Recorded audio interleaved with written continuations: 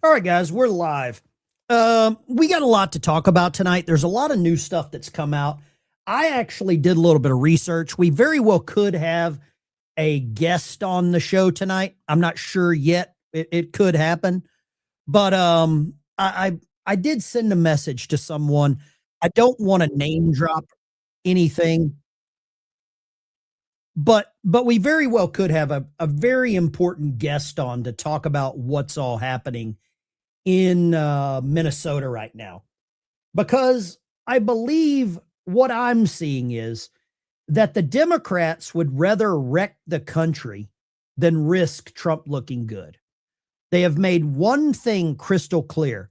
They will burn down your job, your savings, your safety, if it means that they might hurt Donald Trump. And Minnesota is just the latest proof. They will sacrifice anything, anyone, any facility, any building, anything that gets in their way to make Donald Trump look bad. Smash the like and subscribe button. Let me know what you're thinking in the chat. Let me know. If you want to join the channel as a member, that is the best way to support the channel. That is the absolute best way to help the channel get the word out, get the information out. But what we're seeing right now in real time is that the party of compassion doesn't really have a lot of compassion. The party of now they suddenly support the Second Amendment doesn't really support the Second Amendment. I spent 20 years on submarines. There's no room for a whole lot of anything. You get a little rack pan about that big to put your underwear and stuff like that. There's not a lot of room for BS. There's definitely no room for garbage. Could you please flush Minnesota? You know, I don't want to flush Minnesota because I feel like there's good people there, but I do have Minnesota fatigue. And I think some of you do. I put a poll in the chat. Will Democrats sacrifice Minnesota to make Trump look bad? 96% of you have voted yes.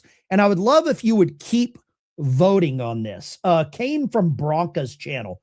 Very good hint. Thank you Ben Mannion. Thank you very much. We might very well have Michael Branca coming on. I sent him a message. He was making some iced tea. I hope he's in the South, but we very well could have him on in just a few minutes. If he pops in, he does. I know he's got a busy schedule.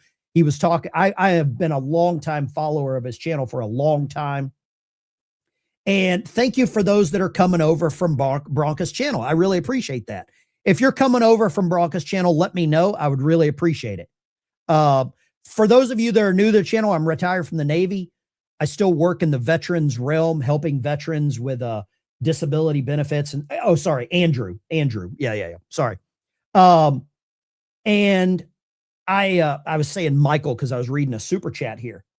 But I ran across something from a guy by the name of Cynical Publius. And he's a retired Army colonel.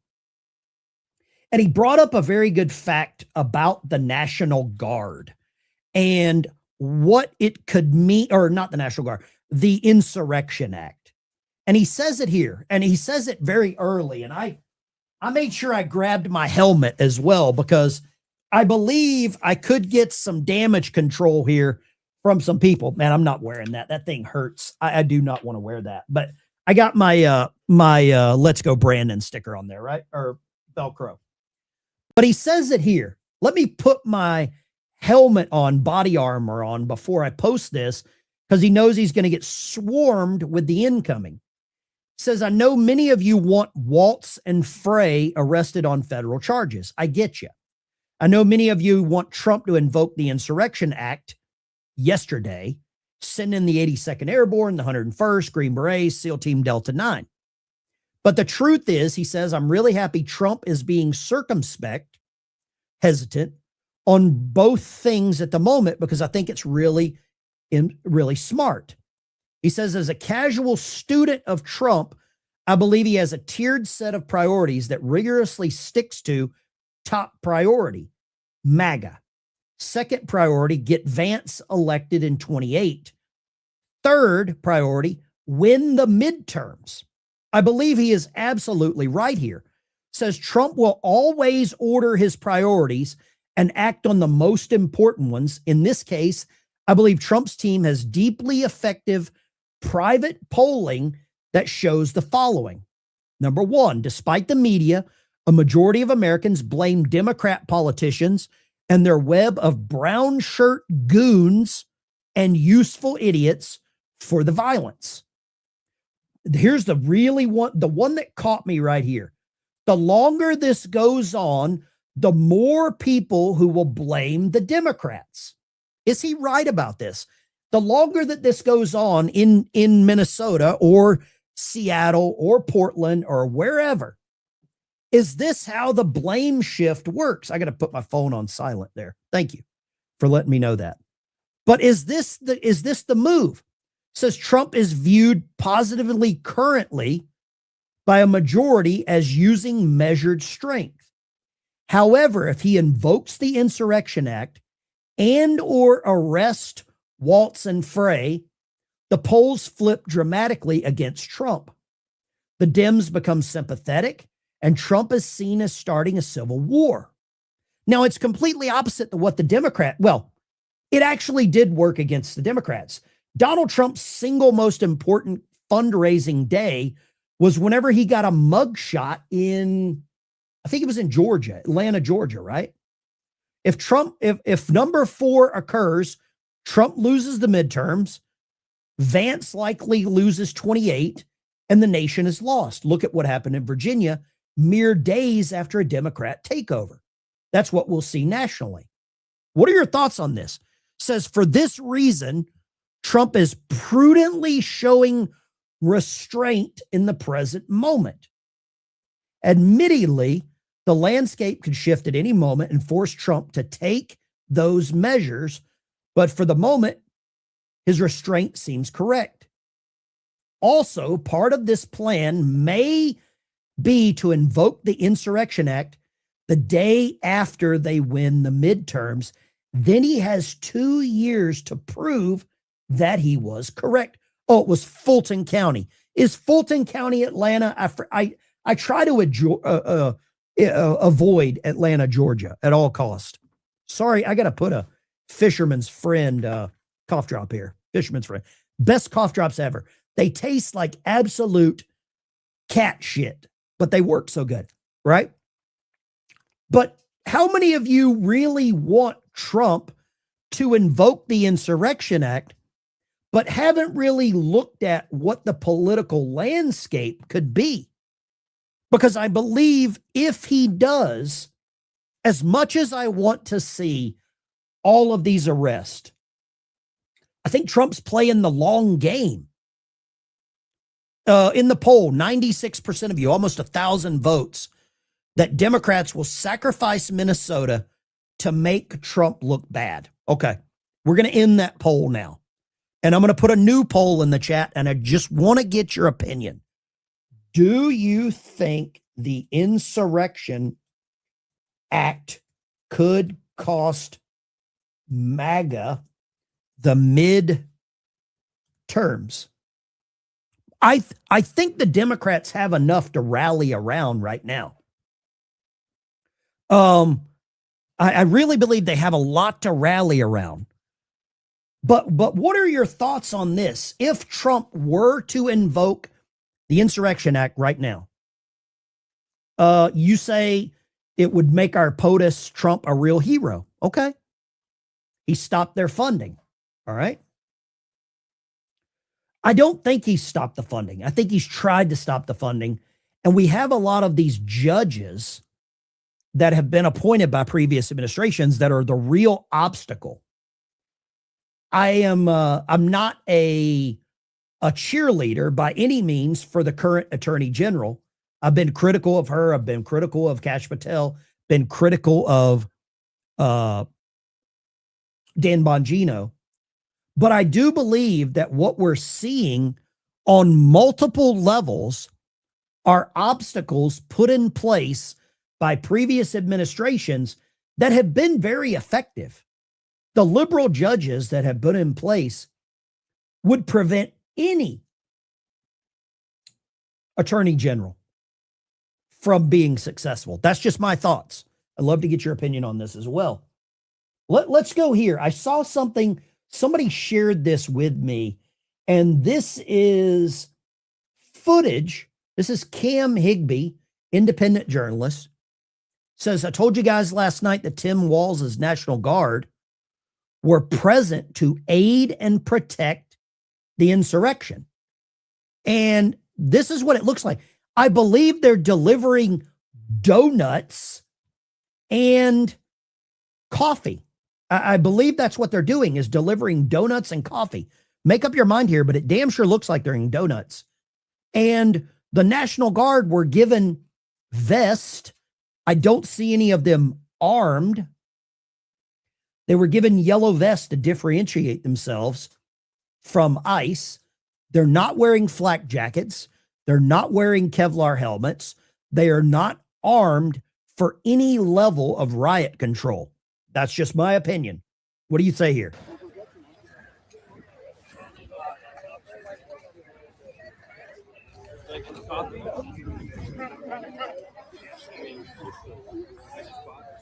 It's almost Valentine's Day.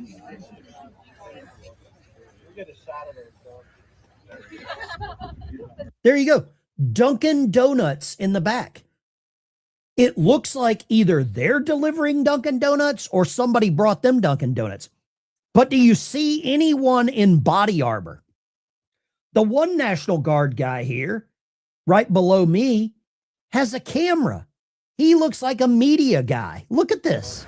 But thank you all. I mean, is this the national? Is this what the Insurrection Act would be? Cup of coffee, sir? First, do you want on the end? At least hot chocolate?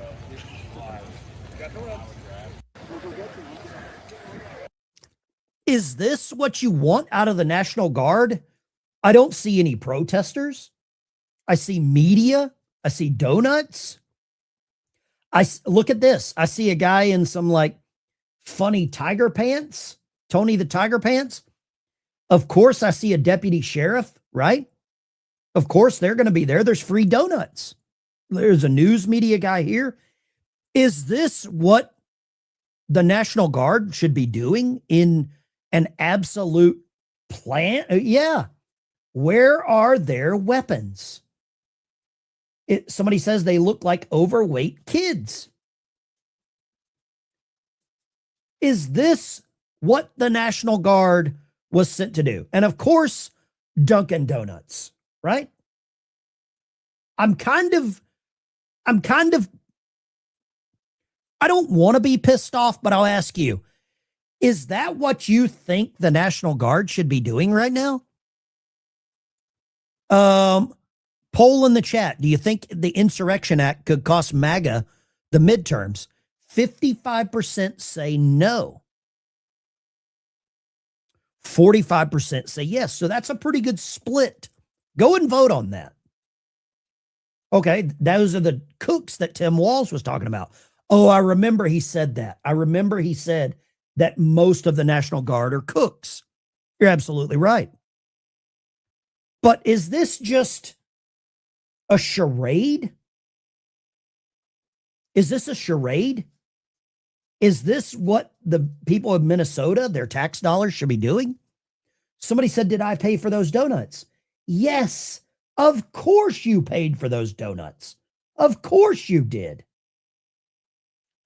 Those are taxpayer-funded donuts. And I didn't get any. Let's go here. Let's check this out. Cam Higbee. Minneapolis Signal infiltrated. Says he's infiltrated a signal, organizational signal chat, groups all around Minnesota with the sole intention of tracking, I would like to use the word hunting down federal agents, impeding, assaulting, and obstructing. All three of those have been true. Impeding, blocking the traffic. Assaulting, they bit some dude's finger off. obstructing, hitting them with the car. This is absolutely right. Buckle up, all will be revealed. Each area of the city has a signal or several signals. He says, let's start with the screen recording. I got a cough drop. I'm sorry. Of all the members of the South Side group. Look at this. This is the South Side group. Look at all the people that are involved in this. There are a lot of people, I would say hundreds. I'm not that fast to count this, but it damn sure seems like hundreds. Is somebody's name was Gay Libertarian? Of course it was. Of course it was Gay Libertarian. Is this what we're up against? Is this what the National Guard is up against? Let me scroll back up here to the top so you can see kind of the top. Southside RR Daily. It 754 members in this Signal chat. If you don't know what Signal is, it's a somewhat secure messaging app. Okay. Let me show you this one. Now that they've been found out, a tipster, bitch, you need soap. That's a good name. Bitch, you need soap. Message some of the people, one of the Minnesota insurrectionist Signal chats. The user indicated that he or she intends to flee the state. We're in so much trouble. We're all effed. Sky said before talking about contacts in Cuba. So they want to flee to Cuba. Look at this. You see this? Why would B be in trouble? Signal is not secure. I worked in communications. Once they figure out where we were, it's only a matter of time. The plan has been exposed. Should I leave too? Best to get out of the country. They're planning to flee the country.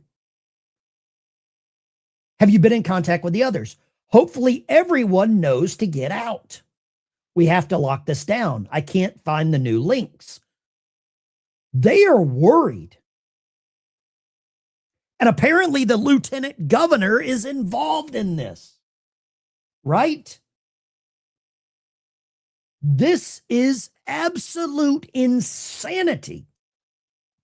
Now, the predators have become the prey. It says, my, how the tables have turned. Lakido tracks ICE vehicles in a Chevy Tahoe with his name on the back and the license plate. You see that? And the license plate. They are actively, this is a meme. It's funny. This is what was the name of that game? Uno with the reverse card. This is the reverse card. Now the predators have become the prey. And I am all for this. I'm all for it. And I don't know if you saw this earlier today, but Tim Walz is now begging for people to turn. Tim Walz's daughter is directly named. I saw that too. I don't know about the son. I think he's got something wrong. You're allowed to decide at any point that you're not with this anymore. If you voted for this administration, heck, even if you thought Operation Metro Surge was a good idea, sounded like the thing to do a month ago, you're still allowed to look at what's happening here in Minnesota and say, this isn't what I voted for and this isn't what I want. I ask you not to stand by idly. Speak out, share what you're seeing, and urge others to put politics aside. We're no longer having a political debate. We're having a moral debate. We all want secure borders and immigration enforcement that prioritizes criminals. And I want to thank the press. Did he just say he wanted immigration and border control? Let me hear that again. And immigration enforcement that prioritizes criminals. And I want to thank the press, especially the local press, who has done a deep dive to show that's exactly what Minnesota does. But what you're seeing is not common sense, lawful, or humane enforcement. That's not what this occupation is about. They're calling it an occupation. They have called ICE, immigration's customs enforcement. They have called Border Patrol. They have called law enforcement. They have tried to turn the military against Trump. This was all worked out in stages with the, what did they call those? The Insurrection Six. What were those? Seditious Six. Thank you in the chat. This has all been worked out in stages, almost like little breadcrumbs sprinkled along. And I believe if Tim Walz and I almost said Monica Harris, if Tim Walz and Kamala Harris would have talked about border control when they were running, they could very well be in the White House right now. The sign language lady drives me crazy. I think it's a lady. I don't know what the pronouns are in sign language. I think it's the double bird. That's my sign language, double bird. Anytime I see someone trying to invoke this level of garbage. New subscriber, thank you, Jenny from the beach. I wish I was at the beach. I'm in Arkansas. We got about 4.5 inches of snow and it's really cold, about 9 degrees. Couldn't Trump wait for Waltz to deploy the National Guard, then take control of them? I don't know. I know that he can federalize the National Guard. You actually call them up on Title 10 orders, is what it's called. Title 10 is when you federalize the National Guard. Right now, they are state employees. But if you federalize them, they call up national orders, National Guard, Title 10. The funding for them comes from the federal government. The games change. The games change completely then. Should he do it? I don't know. I'm still waiting to see what the poll is.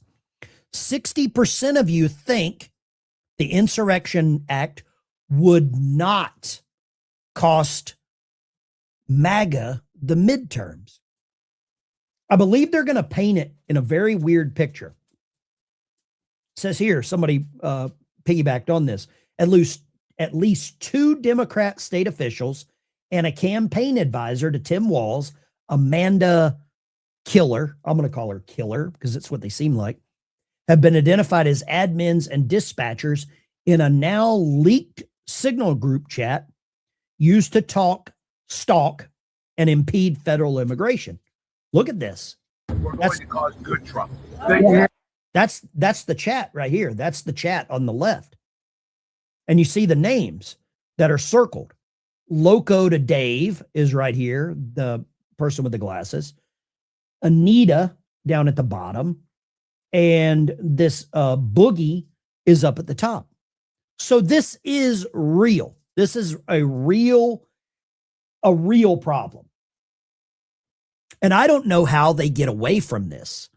I don't know how the Democrat Party distances themselves from Tim Walz. But I believe they have to. I believe they actually have to distance themselves from Tim Walz. Now, I want to talk about this for a second because this is not just limited to Minnesota. We did a video where I showed the clip of the Attorney General in Arizona. And now, Arizona Democrat Attorney General Chris Mays, her top police liaison, just quit after she told illegal migrants, if you fear for your life, Arizona's a stand your ground law, use the Second Amendment. Says, well, if you're being attacked by someone wearing a mask. Well, I'll play the full clip if you need to. Democratic Attorney General Chris Mays has a message for ICE. We are watching you. If you violate an Arizona law, I will prosecute you. The AG's office posted this new page on its website for the community to report alleged misconduct by federal agents, including video and images of the events in question. We are encouraging people to send us their videos, and they have every right under the First Amendment to record those videos. If there are confrontations between residents and ICE agents, like we've seen in other cities, Mays is concerned they could turn deadly. But You to know- be clear, you're not telling folks you have license if No. you are threatened Well, to shoot a peace officer. no, but again, if you're being attacked by someone who is not identified as a peace officer, how do you know? That's one reason Mays is demanding that ICE agents remove their masks. But don't they wear uniforms? If somebody comes at me wearing a mask and I can't tell whether they're a police officer, what am I supposed to do? Democratic Attorney I mean, all the ICE agents I've seen have worn uniforms. They're not rocking around in sweatpants. Listen how the uptick in her voice. I always hate this up talk. But You to know- be clear, you're not telling folks you have license if you No. are threatened Well, to shoot a peace officer. no, but again, No, but. When you answer a question and then you use the word but, I think you just rebuke everything prior to that. That's, I did she just tell people that they could use the Second Amendment against law enforcement? Because I think you can read that. I can read that as she just said, here, let's see. Did she tell people to use the 2A against police? I'd love to get your opinion because I probably heard it one way. I'm old, I'm deaf, I've got a bad ear, I ruptured an eardrum whenever I was in the Navy. But her logic, oh, you nailed it right there. Let me see if I can grab that comment. With her logic, plain clothes. Oh, here we go. Jim Combs. So by her logic, if a plainclothed officer, I've never seen a plainclothed police officer, right? They don't exist. Yeah, they do. We both know they do. So by her logic, if a plainclothed police officer stops, detains, arrests, you don't have to comply. You could shoot them, right? You could shoot them. You're at Jim. I'm going to give that to you. Great comment. Amen. Hallelujah. And boom shakalaka. Boom shakalaka. I think you're absolutely right. Let's see here. Hold on. My wife just tried to call me. Let me text message her and let her know that I am yelling at my computer. There we go. That's typically what we call, that's code for live stream. Okay. Why don't you just get a brain and figure it out? Just seeing someone's face doesn't make you a Fed or police because half the protest rioters do not wear one either. Are the rioters feds also? Oh, right. Yeah. The rioters could be feds. Detectives are plainclothes. 2 doggies. You're absolutely right. That is a cut up clip. It's not. I was prepared for someone to say that. And I'm going to show you the full news clip of that because I was prepared for someone to say that. Let me show you. Jason Thomas. We have a doubter. I think Thomas was the doubter in the Bible, right? Thomas was the doubter. Let me find the full news clip and I'm going to play it for you. And here's the full segment right here because I knew someone would try this.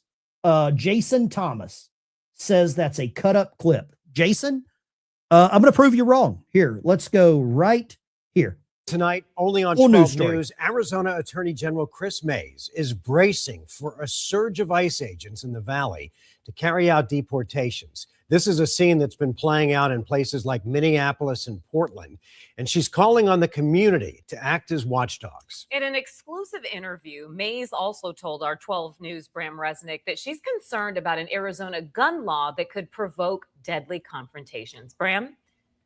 At Caribe, there's been a lot of anticipation in Valley communities about an ICE show of force in Phoenix. Attorney General Chris Mays told me she has a front row seat to what she believes is a push to expand ICE's presence here in the Valley. Democratic Attorney General Chris Mays has a message for ICE. We are watching you. If you violate an Arizona law, I will prosecute you. Mays says her office has a front row seat to ICE's expansion here in the Valley. We can actually see it next door. The ICE building is literally right next door to this building. The AG's office in downtown Phoenix looks out over the ICE headquarters and its parking lot. They just unloaded 2 truckloads of cars, both marked and undercover. The AG's office posted this new page on its website for the community to report alleged misconduct by federal agents, including video and images of the events in question. We are encouraging people to send us their videos, and they have every right under the First Amendment to record those videos. If there are confrontations between residents and ICE agents, like we've seen in other cities, Mays is concerned they could turn deadly because of Arizona's so-called stand your ground law. That makes Arizona very, very different from almost every other state where this buildup is happening, Bram, is that we're a stand your ground state. The law allows citizens to defend themselves if they reasonably believe their life is in danger. But You to know- be clear, you're not telling folks you have license if you No. are threatened Well, to shoot a peace officer. no, but again, if you're being attacked by someone who is not identified as a peace officer, how do you know? That's one reason Mays is demanding that ICE agents remove their masks. If somebody comes at me wearing a mask and I can't tell whether they're a police officer, what am I supposed to do? That is why this is so incredibly incendiary. Attorney General Chris Mays' advice to residents is, quote, stay peaceful, stay restrained, and be respectful of each other and law enforcement. I've asked. So there you go. The JT guy, the JT guy. I hope that kind of proved my point. Let me see if I can find JT's comment here. Jason Thomas, that is a cut up clip. Did it look cut up to you, Jason? I don't think it looked cut up to me. I gave you the entire clip. She just told people if they're scared and there's a law enforcement officer that's not wearing a uniform, to shoot them. Right? So it's definitely not a cut up clip, Jason. But thank you very much for trying to do that. Can we meet Mrs. Dykes? No, I would never bring my wife on a YouTube channel. Never. Yep, Doubting Thomas. There you go. Her voice is monotone, sounds crazy. I believe she does sound a little crazy. And for an attorney general, and it was part of the reason I wanted to bring Andrew on. Andrew Branca. He's a lawyer with a lot of experience. I know he's busy. If he can drop in, that is the one question I really wanted to run by him. I've been watching his channel for quite a while. He has a way, well, he's a lawyer, so he knows a lot more than I do, right? A lot more. But he has a way of like getting through some of the jargon and really making it digestible. That's one of the reasons that I appreciate his channel and what he does. But now we have some of these, what I would call Democrat activists, guy by the name of Dean Withers, paid for by the Democrat Party. Dean Withers just posted this on his X page. This is Trump's America, right? And it shows what I would call someone in a uniform pointing a gun at someone on the ground. This guy is paid by the DNC, Dean Withers, paid by the Democrat National Convention. And that's the rhetoric that we're getting, right? Is that the kind of rhetoric that we need from the people that always tell us to turn down the temperature? We'll go here. Where was the temperature in this? ICE deportations by president. Under Clinton, 2 million, no protest. George W. Bush, no protest. Obama, 5 million, no protest. Trump, 2 million with no protest. Anyone that believes Biden deported 4 million, I would protest your IQ test, is what I would protest. Now, Trump so far this year, 600,000 with protest and riots. Am I wrong here? Because I don't think I'm wrong here. I don't believe I'm wrong at all. Steve Loves Ammo broke it down even further by year, 17 through 20. That would have been President Trump's first term. Riots every year. Had a little hiatus, nothing but peace. 2021 through 2024, those are Joe Biden's years. No riots. 25, 26, back to the same old game. Make sense yet? I'm just here to point out the obvious. Is that this obvious? The goal, the methodology, the pattern, the game plan. It is almost like we know what they're gonna do. It's almost like that. Would you agree with me? Yes or no in the chat. Are you starting to notice a pattern here? Because I'm noticing a damn pattern. I am noticing a real pattern. And it's pitiful. Let me show you this. I want to show you this one. This is interesting. This is interesting.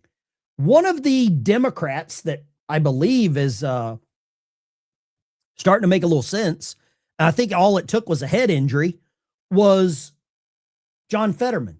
Listen to what John Fetterman says here. He's probably, if I were him, I would avoid hot tubs, small twin engine aircraft, and anything to do with a Hillary Clinton function. Absolutely unacceptable, terrible, awful. ICE agents are just doing their job, and I fully support that. And for me and people in my party might want to abolish it or treat them as criminals or anything that's inappropriate and outrageous. ICE performs an important job for our nation. He sounds like a conservative. He sounds more conservative than Rand Paul or Thomas Massey, because the game plan has been revealed. I got a poll in the chat. Did she tell people to use the Second Amendment against police? Overwhelming vote. 98% of you have said yes. The Arizona Attorney General encouraged people to use the Second Amendment against police. Let's do this. Who is more conservative? Let's go right here. I'm going to go. Okay. Sorry, I can't talk and type at the same time. I am a redneck from Lower Alabama. Let's go. Let's go here. And let's throw this one in here. Who is more conservative right now? John Fetterman, Thomas Massey, Mike Johnson, or Rand Paul? I could make the argument. Oh, I think we got him. I think we've got him. Andrew. Hey, man. Thank you for coming in. I know you are a busy man. I know you're a busy man. I appreciate the invite. And thank you for your service, sir. You people like you is what enable me to sit behind a microphone and yell my brains out. Well, Andrew, I work full-time in the veteran services. I help veterans do VA disability claims. I'm a veteran service officer. And I started my YouTube channel about 2 years ago because I was yelling at my TV, and I was like, you know what? I'm going to get a microphone and yell at my computer. And I still don't know how I've got an audience this big. One of my subscribers is the sound engineer for Willie Nelson. He hooked me up with the golden EIB microphone like Nice. Rush. But Andrew, I've watched your channel. Tell people that aren't familiar with you who you are, and because you have a way of peeling the jargon away from some of the onions of legalese. Go right ahead. Sure. Well, I mean, I kind of have two jobs. So my career has been as a criminal defense attorney with an expertise in use of force law. So the only cases I work on are self-defense cases, essentially cases of defending yourself, defending your family, defending your property, and someone ends up getting criminally charged. And I've done that for 34 years. We write books on it. We do webinars on it, all that good stuff. You can find that part of my work at lawofselfdefense.com. I will put and then that link in there. Then just about a year ago, when Trump got reelected, he got sworn in, these federal courts started going insane with their injunctions and their rulings. And I could see they were nonsense. But unless you were a legal professional who really knew this stuff, this constitutional law issues, a lot of people were getting fooled into thinking these judges are just kind of doing their job and acting in a righteous way. And they're not. They're complete partisan hacks. So I started doing shows kind of unwinding those decisions and translating them into plain English. And they proved to be rather popular. So I found myself at 60 with a second job, a second full-time job doing political and legal commentary over at the Branca show. And sometimes those two worlds overlap. Like in this case where we have this ICE shooting up in Minnesota, obviously high profile public interest, and also involving my use of force law expertise. I am a firm believer that I don't believe, and maybe I'm wrong here. I do a morning show. I do a morning show every morning before I go to work. I take phone calls, the old Rush style. And I catch myself so many times defending the current attorney general, but I'm not really defending her. I'm defending the position. I don't believe any attorney general right now could be successful. Perry Mason, Jessica Lansbury, I don't believe anything. Matlock, I don't believe any attorney general would be able to get convictions because of the obstacles that the previous administrations put in place with liberal judges. What's your take on that? Am I wrong for thinking that or saying it out loud? Well, I mean, it's worse than that when it comes to getting convictions, because you also have to convince a jury. And we've become such a hyper-polarized people, and especially within the urban centers or hyper-polarized progressive fascists, it's become a very tribal kind of society. And people of a tribe will never convict their own tribe. They just won't do it. When we were all kind of self-identifying as Americans with slight differences in political opinions, you could overcome that. You would just talk the jury through being impartial and unbiased and not coming in with preconceived conceptions about the case. But now they have preconceived conceptions about everything, about the entire infrastructure of our society. If you voted for Trump, you're literally the H character. I won't say it because YouTube doesn't like it. If you're the anti-tribe, you're an existential threat to their very way of life and what they view in the world as good. They're never going to vote to acquit you. Just like Derek Chauvin never had any hope of getting acquitted. And the truth is, you can only have a functioning jury system in a reasonably cohesive society. If the society is balkanized and tribalized, the jury system just doesn't work. We actually see this now, by the way, in many Western countries that have a sizable minority population. Here in America, we might just say African Americans. African Americans vote many times more often to convict white defendants than they do black defendants. And that's just part of that. I'm not trying to, it's just human nature. That's just how people feel about their in-group. They just won't do it. And it would be the same as if you had an Indian defendant and an Indian jury and everybody else in the system was white. They just won't do it. They won't vote to acquit. They won't vote against their tribal interest. And now the tribes are political as well. So no, I don't think you can. I think the only saving grace is that the pool of geography from which the federal courts draw juries tends to be bigger than on the state level system. So in a state level system, like in Minneapolis, if it's a state prosecution, all your jurors are coming from basically Minneapolis County, a very, they're all progressive. If it's a federal prosecution, it's 3 counties. And some of the outlying counties are not as liberal. So you may have a hope of getting some, non-progressive fascist jurors. You still, of course, have to get past the judges. The judges are just as tribalized politically as the jurors I just spoke about.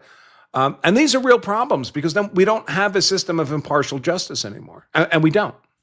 Yeah, somebody made a comment, firing Bondi will not automatically make judges better.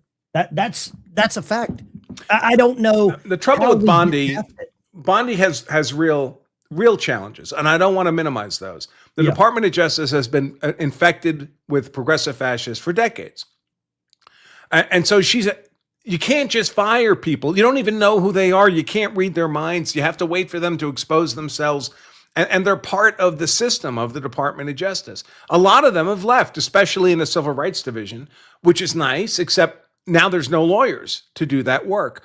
And part of the strategy of the left since Trump has been elected is to overwhelm the Department of Justice with so many cases and so many appeals they have to make with highly constrained resources now that so many lawyers have left.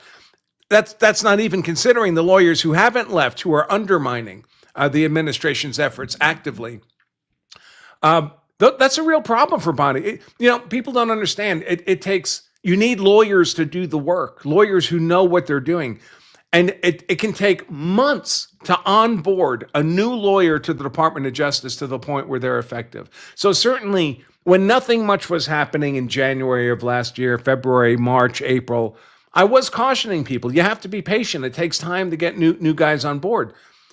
Now we've had that time. And my gripe I have with Bondi now isn't that she's not winning, because winning is going to be difficult for the reasons we talked about. It's that I don't see her fighting. I don't see the effort. I don't even see kind of the micro goals, right? All right, we can't get a conviction yet, maybe, but we can indict this many people. We can charge that many people. These are the arguments we're making in court. You don't necessarily, like George Washington, right, fought the Revolutionary War. That first year was hard. I mean, he did nothing but lose, basically. Strategically win, but tactically lose. He was chased off battlefield after battlefield after battlefield. You had to be patient with him. You had to give him the opportunity to win, but he was making micro wins along the way, right? Like his retreats were organized. They were not chaotic. He still had an army when he was done, which, of course, is what enabled him to do Princeton and Trenton and, that great crossing of the river, the Delaware on Christmas night. We need messaging to the troops from Bondi, the troops being the American people who elected Trump. Listen, we're not seeing the big wins yet, but we are getting the micro wins. We are building the momentum. And I don't see that communication from them. Maybe they're doing it and I'm not seeing it, but if they're doing it and I'm not seeing it, either they're not doing it or nobody's seeing it. Yeah. I used to work in DC as a lobbyist. I'm a firm believer there's no coincidences in politics. And I had a guy on the other night, Chris Payota. He's a former number 3, number 4 at the FBI. And he kind of said that Kash Patel and Dan Bongino they glorified so much before they went in that they didn't really know what they were up against. And it's almost like they built this giant monster and then they couldn't slay it and they looked like failures to the American people. And I don't know if that's the same thing that I don't know. The trouble is the FBI has been as co-opted as the Department of Justice. So I have very good friends of mine who were career in the FBI. They went in, I want to say they went in the 1990s, right? And they're retired now. They've retired out. But they've described to me, when they went in the 1990s, the FBI was hiring a lot of what I would call door kickers. Like my friends were all combat veterans from the first Gulf War. Sure. They were getting hired by the FBI. But over the years, the FBI began to hire, more accountants and more lawyers. And then the whole DEI thing. So now you had to be a gay female accountant or a gay female lawyer. And those people, for them to be in the presence of a door kicker is a living humiliation. They know they can't do what those guys can do. And it humiliates them. And so once they get in positions of power, they marginalize those guys. My friends' careers in the FBI were sharply limited because they were not gay, female, lesbian accountants. You know, they were combat veterans. Yeah. And they just stayed in the system, and they got to the retirement point and took their pensions, and, you know, now they get paid to stay home, as they say. But that was a visible, visceral transformation in the FBI. That's the FBI. That corrupted FBI is the FBI that Kash Patel was put in charge of. And if he thought that there's a few bad guys in the top, and there's a few bad guys who are, agents provocateur for left-wing causes within the agency, and we'll just get rid of them. But the core is still healthy. The core is not healthy.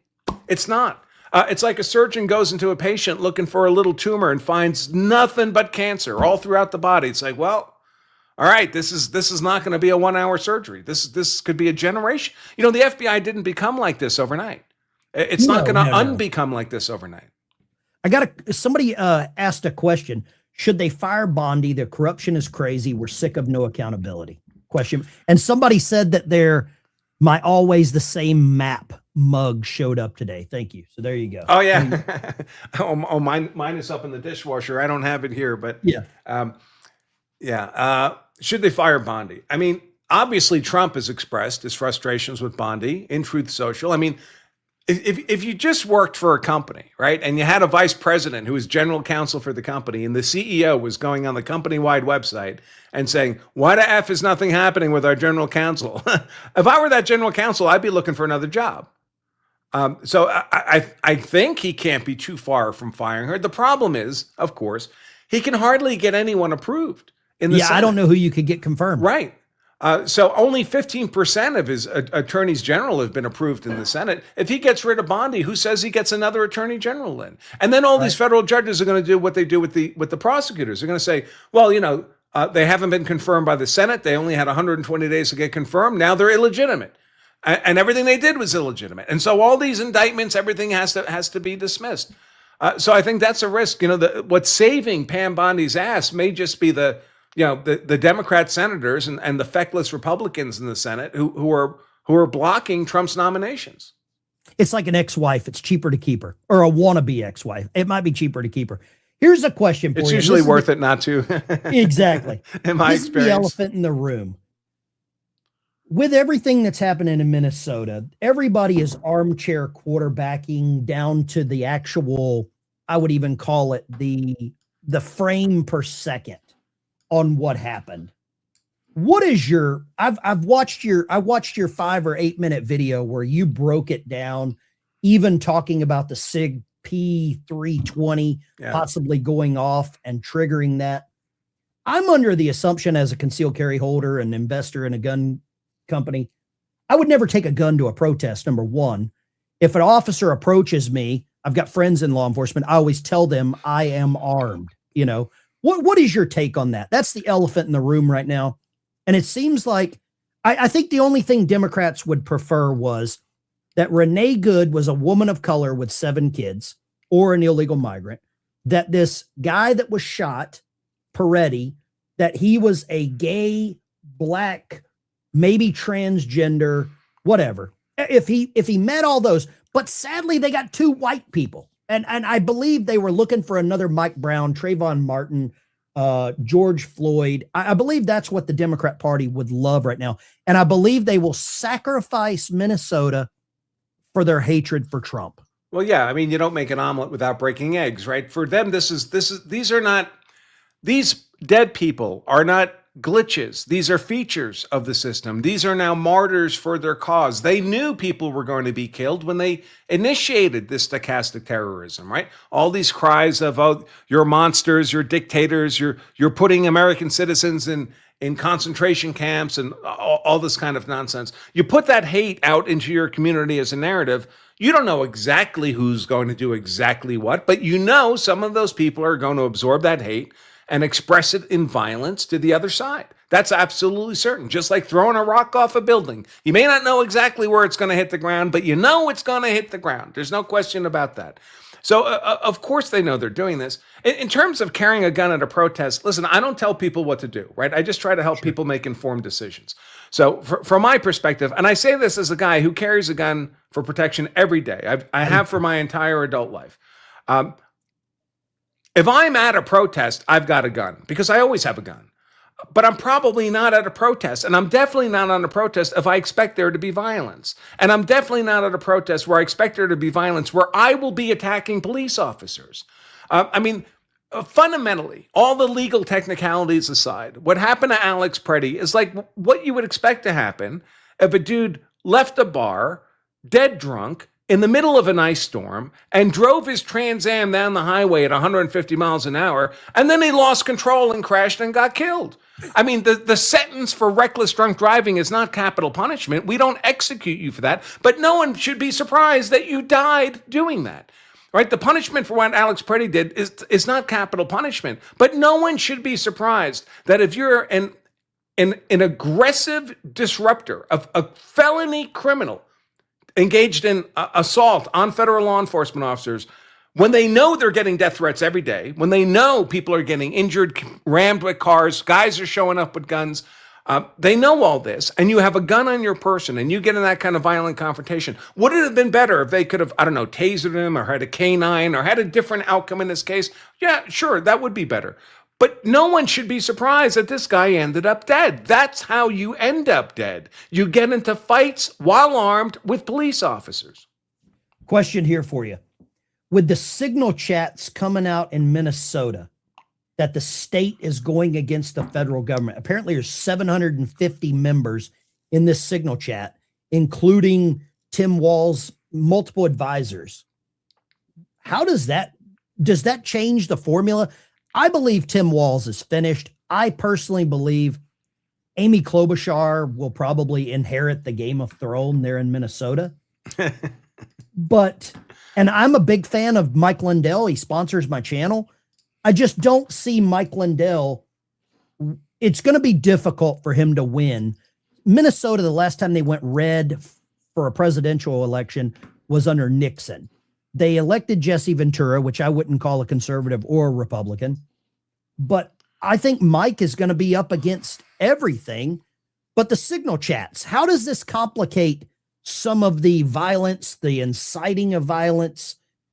And how does that incite, or how does that work out? Well, I mean, it's an even more robust foundation for Trump's invoking, the Insurrection Act than they already had.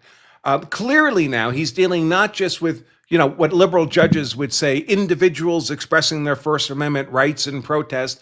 This is clearly organized not just at the individual level, like an Antifa level, but at the state level. You have the officials of a state in their official state capacity in a process of sedition and insurrection against the federal government. This is exactly the kind of situation in which the Insurrection Act has been used throughout history. And, we think about the Insurrection Act, and most people probably know, George Washington was the first president to invoke the Insurrection Act in the Whiskey Rebellion. He literally got on his high horse and led men into combat to put down the Whiskey Rebellion. And his authority to do that was the Insurrection Act. So we tend to think of it as this being this old-timey provision, like a relic from the past. But it's not. The Insurrection Act has been used dozens of times in America's history by dozens of presidents. In fact, the only thing odd about the Insurrection Act in 2026 is we're actually in the longest period of American history right now in which it has not been used. If anything, we're overdue for a use of the Insurrection Act. Now, this just adds more fuel to the fire for invoking the Insurrection Act. A state insurrection against the federal government, civil war, anyone? I mean, Minneapolis may as well have fired on Fort Sumter.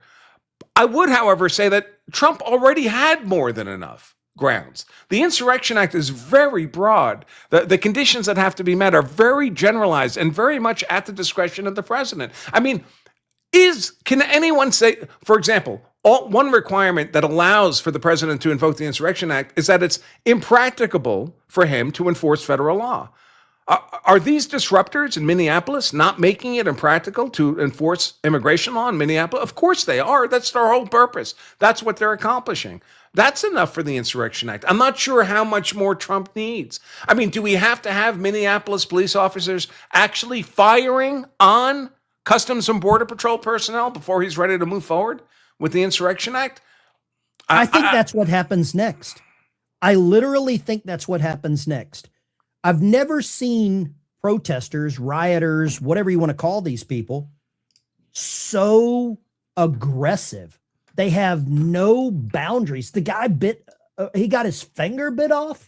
I mean, like what in the heck? And then I saw him actually rolling around on the floor today or on the ground today. I read something earlier that invoking the Insurrection Act could sway the midterms or Trump or JD Vance getting elected in 28. But I don't think right now, does Trump have any other option? Because I've asked some of my liberal wacko friends that are wearing hockey helmets and jewel trays. I'm like, what do you want? What could Trump do to win you over? They don't have an answer. No, nothing. I don't think they have an answer. You're not swinging those people over. They'll die hating Trump. There's risks with invoking the Insurrection Act, right? Just political capital risk. How would the legacy media portray that as Trump being a dictator, right? As Trump being a king, no King's Day, right. But who watches the legacy media today? No, I don't. You know what I mean? Who trusts them? I mean, their trust rating is in the toilet. It's even below Congress, which is pretty bad. I think the real media is on X today, yeah. and X would perceive that news very differently. But even if you're thinking, they're going to characterize me as a dictator if I do that, and that's a cost of invoking the Insurrection Act, a political cost. There's also a political cost in your side feeling like you're not delivering on what you promised them, that you're an ineffectual leader. They may not vote for the Democrat candidate for president, but they will not turn out for you. If they think you're ineffective, people will not follow an ineffective leader. Human beings just don't work that way. And for all the great things that Trump is accomplishing overseas, and it's a lot, and it's well worth accomplishing, it's key to America's national security. You do not win American elections on foreign policy. You just don't. You win American elections based on how the voters feel about themselves today, their expectation for their prospects in the future. Are things getting at least better if they're not already good? And if you can't give them that, if you can't show them that, they just won't turn out. And then we get a Democrat. And of course, if we get a Democrat, it's all over. I mean, you thought it was bad when Biden let in 20 million illegals, and it's not 20 million. He let in a multiple of 20 million. But next time it'll be 200 million. And next time the Democrats won't make the same mistake and leave these people vulnerable to deportation. They will formalize their status. They will make them instant American citizens. And that's it. America will have become a third world nation. And for those of you who've worked hard all your lives and have assets, you have a 401k, you have a home. You think if Somalians are the electorate, they're going to let you keep that stuff? Oh, God. No, it's all gone. It'll just be taken from you. It'll be taxed from you. It'll be seized from you. It'll be redistributed from you. It's everything. Everything is gone if that happens. I mean, we know that the government's going to be shut down in 5 days. The Democrats have already said the only way they vote to keep the government open for this continuing resolution is defund ICE, defund Department of Homeland Security. The government's going to get shut down. I kind of think it would be let them shut the government down and then you invoke the Insurrection Act. But I don't know if Minneapolis can survive 5 more days. If this was the summer, it would look like Sherman rolling through Atlanta. Yeah. Good point. This is what they're doing when it's 20 degrees out, right? What happens when they can go out in shorts and a t-shirt? Yeah. I mean, somebody said here, why can't Waltz be arrested? I don't know what it takes to arrest a governor or a mayor of Minneapolis. I don't know what would have to happen to arrest someone at that level. I live in Arkansas. I've got Governor Sarah Sanders. I'm very lucky, but I don't know what it will take. But I agree with you. You said something earlier. The American people want scalps. I'm a big hunter, firearm guy. I go to Bass Pro. if I walked into Bass Pro and there were no trophies on the walls, it's a warehouse. With trophies on the walls, I feel like, man, this is what I need. This is what I need to get some trophies. I think Trump's got to get a couple of trophies to maintain any level of momentum.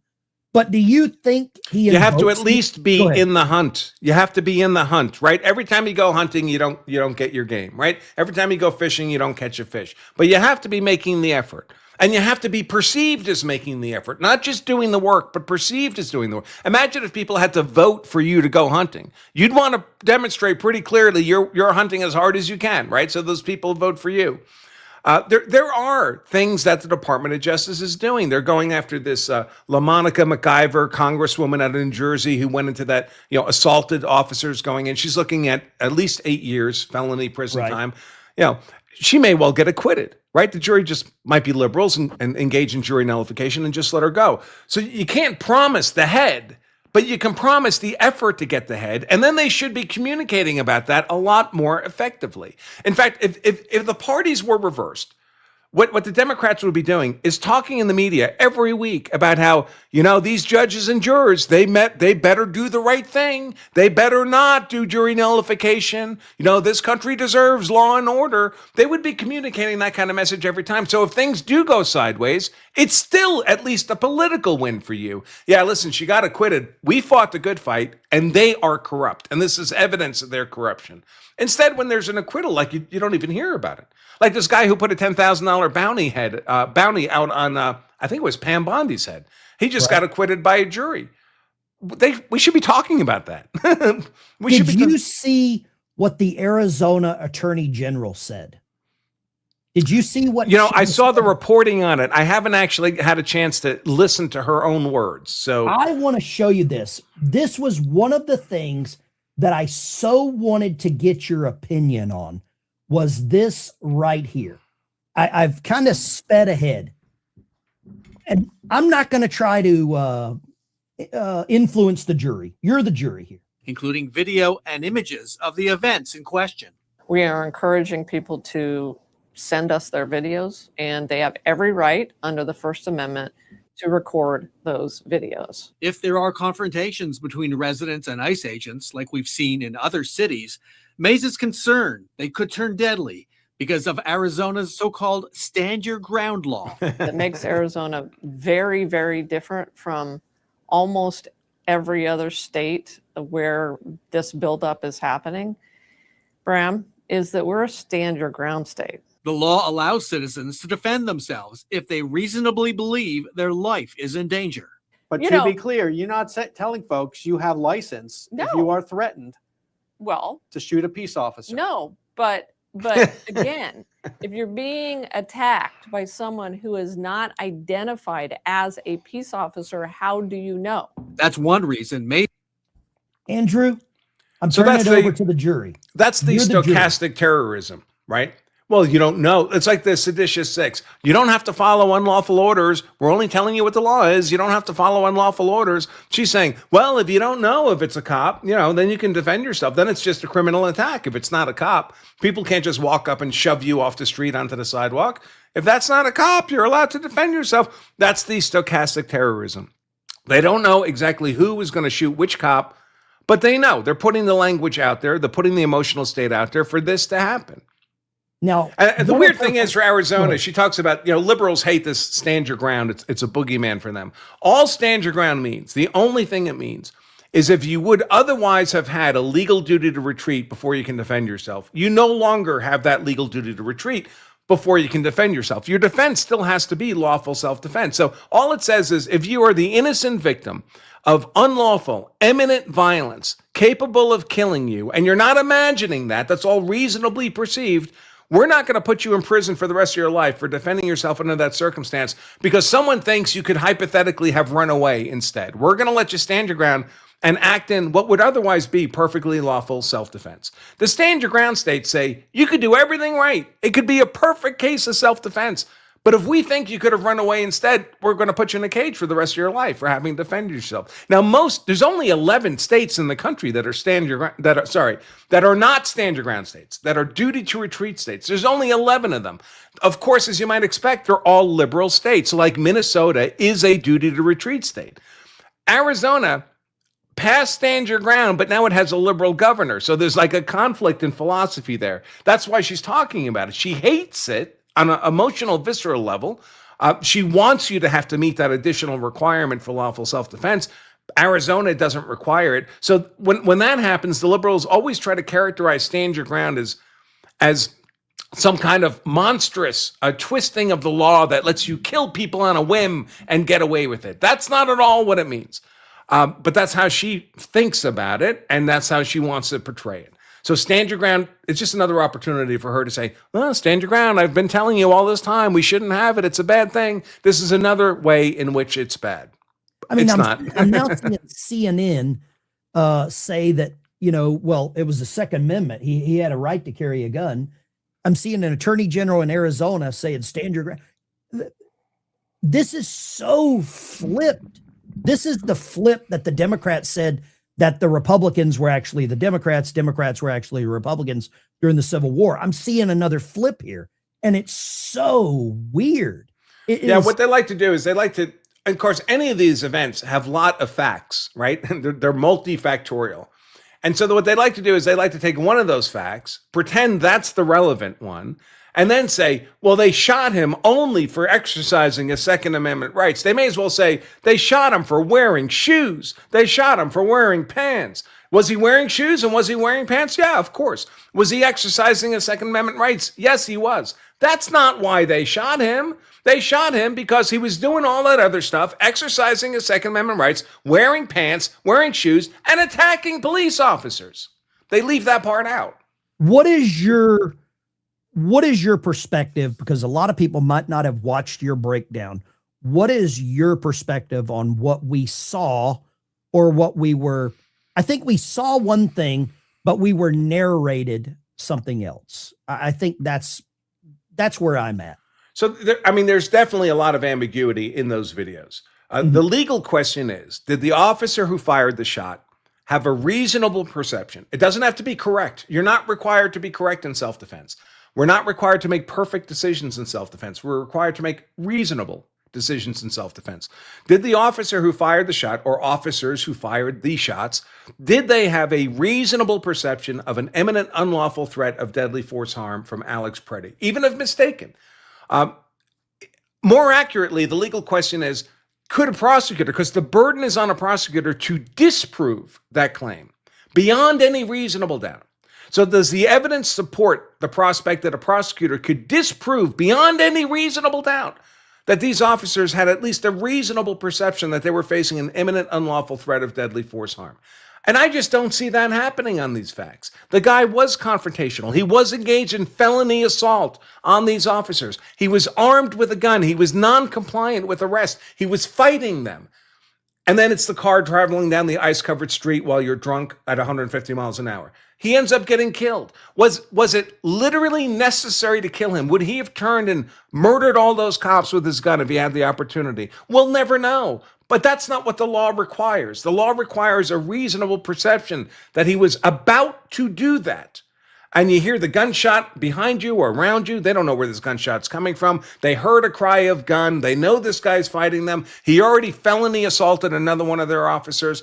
I mean, everything is primed for these officers. And once one cop shoots, of course they all shoot, because they're all relying on the judgment of that fellow officer who made the initial decision that they reasonably perceive. And they're allowed to do that. You're allowed to presume your fellow officers are making reasonable decisions. However, that might be judged in the aftermath. In the moment of crisis, you're allowed to rely on the judgment of your fellow officers. So once one cop shoots, they all shoot. And then you end up with that popcorn of, 7 or 8 shots going off. But the catalyst for all this is what? The catalyst is Alex Preddy going to a protest to aggressively and unlawfully impede federal law enforcement, commit felony assault on federal law enforcement while armed, not complying with arrest, and he ends up getting himself shot and killed. No one should be surprised by this, least of all Alex Preddy. I don't love it, but my wife's a nurse practitioner. My daughter's a registered nurse. I love how the news media latched onto ICE agent kills nurse. That's the narrative. Right. But nobody gave an absolute molecule of shit that Laken Riley was a nursing student. Nobody gave a damn about that. But now that's the narrative. And it seems like that the current administration is fighting against the Democrat Party, corrupt some of these judges that are partisan, and also the news media. And it seems like a dangerous combination when you have that triad of liars all working against you. I don't know how, if this does go to court, that whoever if they try all the officers, if they get a fair trial in Minnesota, I don't know how you could, or I mean, everybody on TV on certain channels has already judge, jury, executioner. I'm in Arkansas. We had Roy Bean down just 30 miles south of me. But what do you think happens to this? Does this go to court? Does this get dismissed? Does it force ICE to leave? I mean, well, it's not going to court now. So, if the Department of Justice doesn't want to prosecute these officers. So if they're going to be prosecuted, it'll be by the state of Minnesota. If the state of Minnesota indicts these officers, the DOJ will just go to federal court and have the charges dismissed, because under the supremacy clause, a state cannot prosecute a federal officer for conduct he exercises in the course of his federal duties. The supremacy clause doesn't allow that. So that's what would happen. If they got charged in Minnesota, it would just move to federal court. They'd get it dismissed. The risk for the officers is, what if the next administration is a Democrat administration? What if Minnesota does not charge these officers today, but there is no statute of limitations on murder? So in the future, they could charge these cops with murder. And if it's a Democrat administration, the Democrat administration may just say, well, we're not interested in defending these guys in federal court. We're going to let the state prosecution go forward. So in that sense, these officers are in legal peril of being prosecuted in Minnesota. And of course, then they would be railroaded like Derek Chauvin was railroaded. I say all that, and that's all technically true. But of course, we have to keep in mind that if the Democrats get back in charge, it's all over anyway. I mean, these officers will be the least of our worries. We won't have food. Yeah, I agree with that. And there's so many black pill supposed right-wing conservatives on various platforms that all they do is tear down the current administration every day because it gets clicks. And I'm just like, it was a binary choice, Kamala Harris or Trump. And it's another binary choice. It's maintain your sovereignty, or God forbid, you might get Gavin Newsom or whatever other clown. I was just a guest on a program a few days ago, and they were very nice guys, and I was happy to come on. I had a good time being a guest on the show. But a lot of their audience was very black-pilled, and they were like, oh, if we don't get this or that, we're not going to show up for the Republicans in the midterms. I'm like, I mean, you can do that. Again, I don't tell people what to do. I just try to help people make informed decisions. Just know that if you don't show up and a Democrat wins, America's over. We will be, there's 7 billion third worlders just waiting to flood into our nation. And the Democrats, we already know they fly them in, they bust them in, they train them in. I mean, America is over. Now, I'm not a black pillar. I mean, I try to be rational about the risks we're facing. America is facing an existential risk, a risk to our national survival of a kind, and our cultural survival we've never faced before. This is a greater risk than the Civil War. Right? If the North had lost the Civil War, we just would have ended up with 2 Americas, right? Because the South wasn't trying to conquer the North. The South just basically wanted to be left alone. We would have had 2 Americas. If we lost the Revolutionary War, we wouldn't have had a United States of America, but we still would have been first world for the time, first world British subjects, right? Culturally, we'd still be alive. If we lose this world, our first world culture gets obliterated by hundreds of millions of third worlders the Democrats will bring in to replace us. And so that's the real risk. Now, I'm not a black pillar in the sense that I see the path to that not happening. We don't have to go that way. We have options. We have Trump. We have Vance. We have Marco Rubio. We have good people. We have good Americans. We still have the opportunity to win this war. But you do have to win it. I believe a lot of people have gotten complacent with Trump in office. And he's great, but he can't do everything. And there are some real rhino Republicans that have hid in the shadows. They've been exposed. They exposed themselves. Marjorie Taylor Greene, I thought that she was this Make America Great Again, America First. Now she's probably going to be a co-host on The View. Matt Gaetz, he didn't get a chance to be attorney general. He would have never got confirmed with the baggage. And everybody still thinks he would have been the greatest attorney general ever. But he probably wouldn't have ever gotten confirmed. And now there's this little cell of infighting that would rather burn it all down and basically, like you said, just don't vote and let the Democrats take back over. And then we'll get this great reset of the Republican Then Party. everybody will wake up and vote Republican next time. But there'll never be another Republican next time.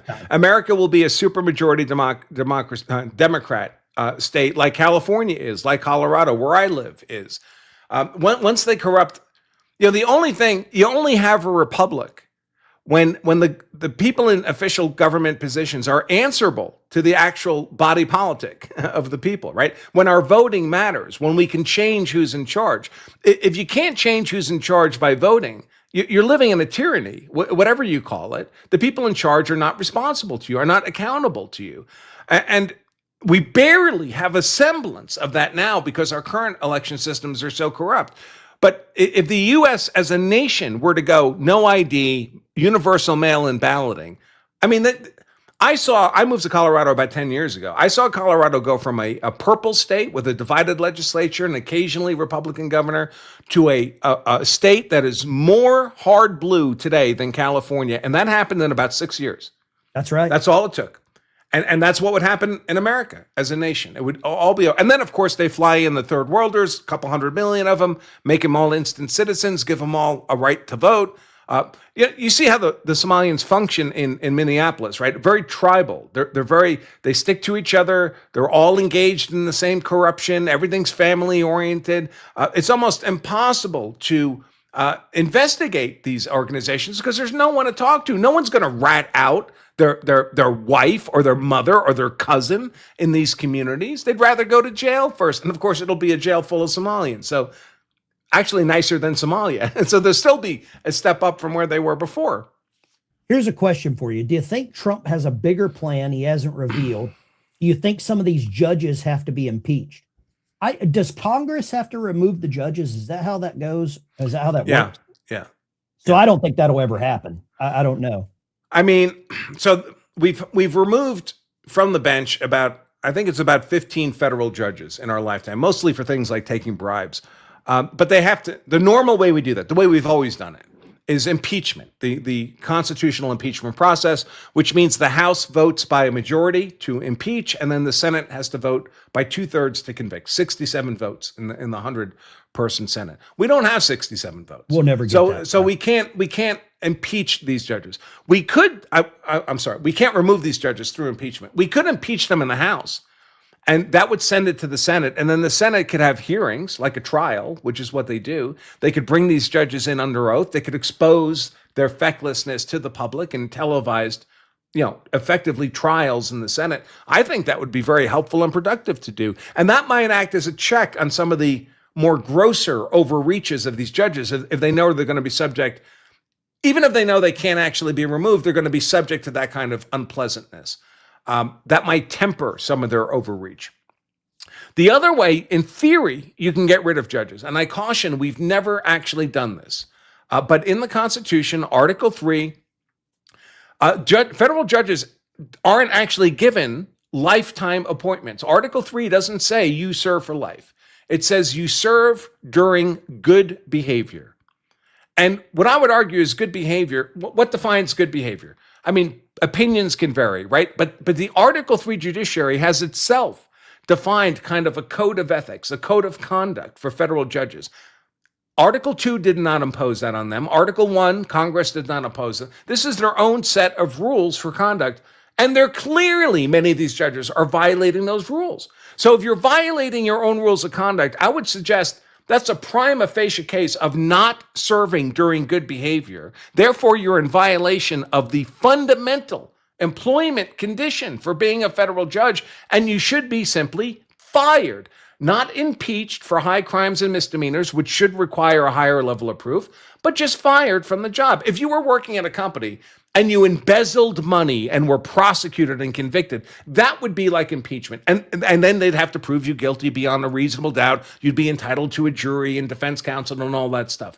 But if you just suck at your job, they don't have to do all that. They don't have to get you prosecuted. They can just say, we think you suck at your job. You're fired. I think we should just be firing these judges for failing to serve during good behavior. And that should be the same standard that's required to get them in the job in the first place, which is simply a majority vote.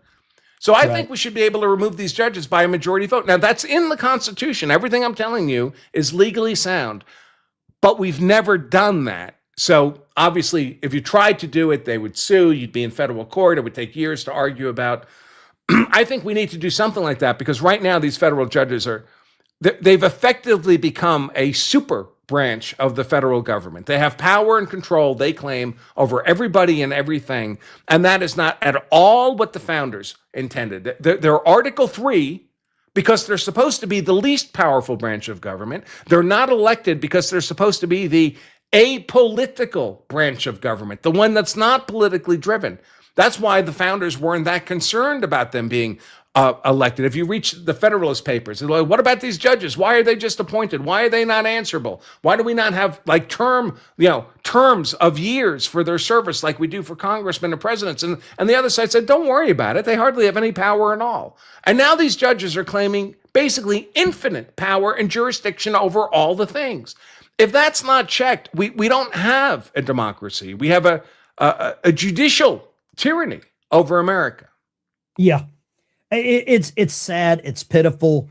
And anything that Trump tries to do, I'll say this: Biden, Obama, Clinton, even Bush, they did such a masterful job of putting these liberal judges in place. I believe they knew what they were doing when they did it to impede any level of real liberty or anything happening in the future. They really put some stopgaps in there, and it's disappointing. It's really disappointing. So I only have a couple more minutes, but I do want to share something with your audience about these judges. Yeah. There's like 30 or 40 judges, federal judges with lifetime appointments, and you look at their names and it sounds like you're at the Star Wars cantina. Okay, these are not American names. Many of these people are first-generation Americans, meaning their parents were immigrants to America. Often their parents were illegal immigrants to America. And now that first generation, which was raised in an illegal migrant home, culturally of that foreign culture, are now federal judges. There are federal judges. We have, to give you an example, in the District of Columbia Federal Circuit, there's 15 trial-level federal judges. 5 of those 15 were not born in America. They were born elsewhere and became naturalized citizens after they got here.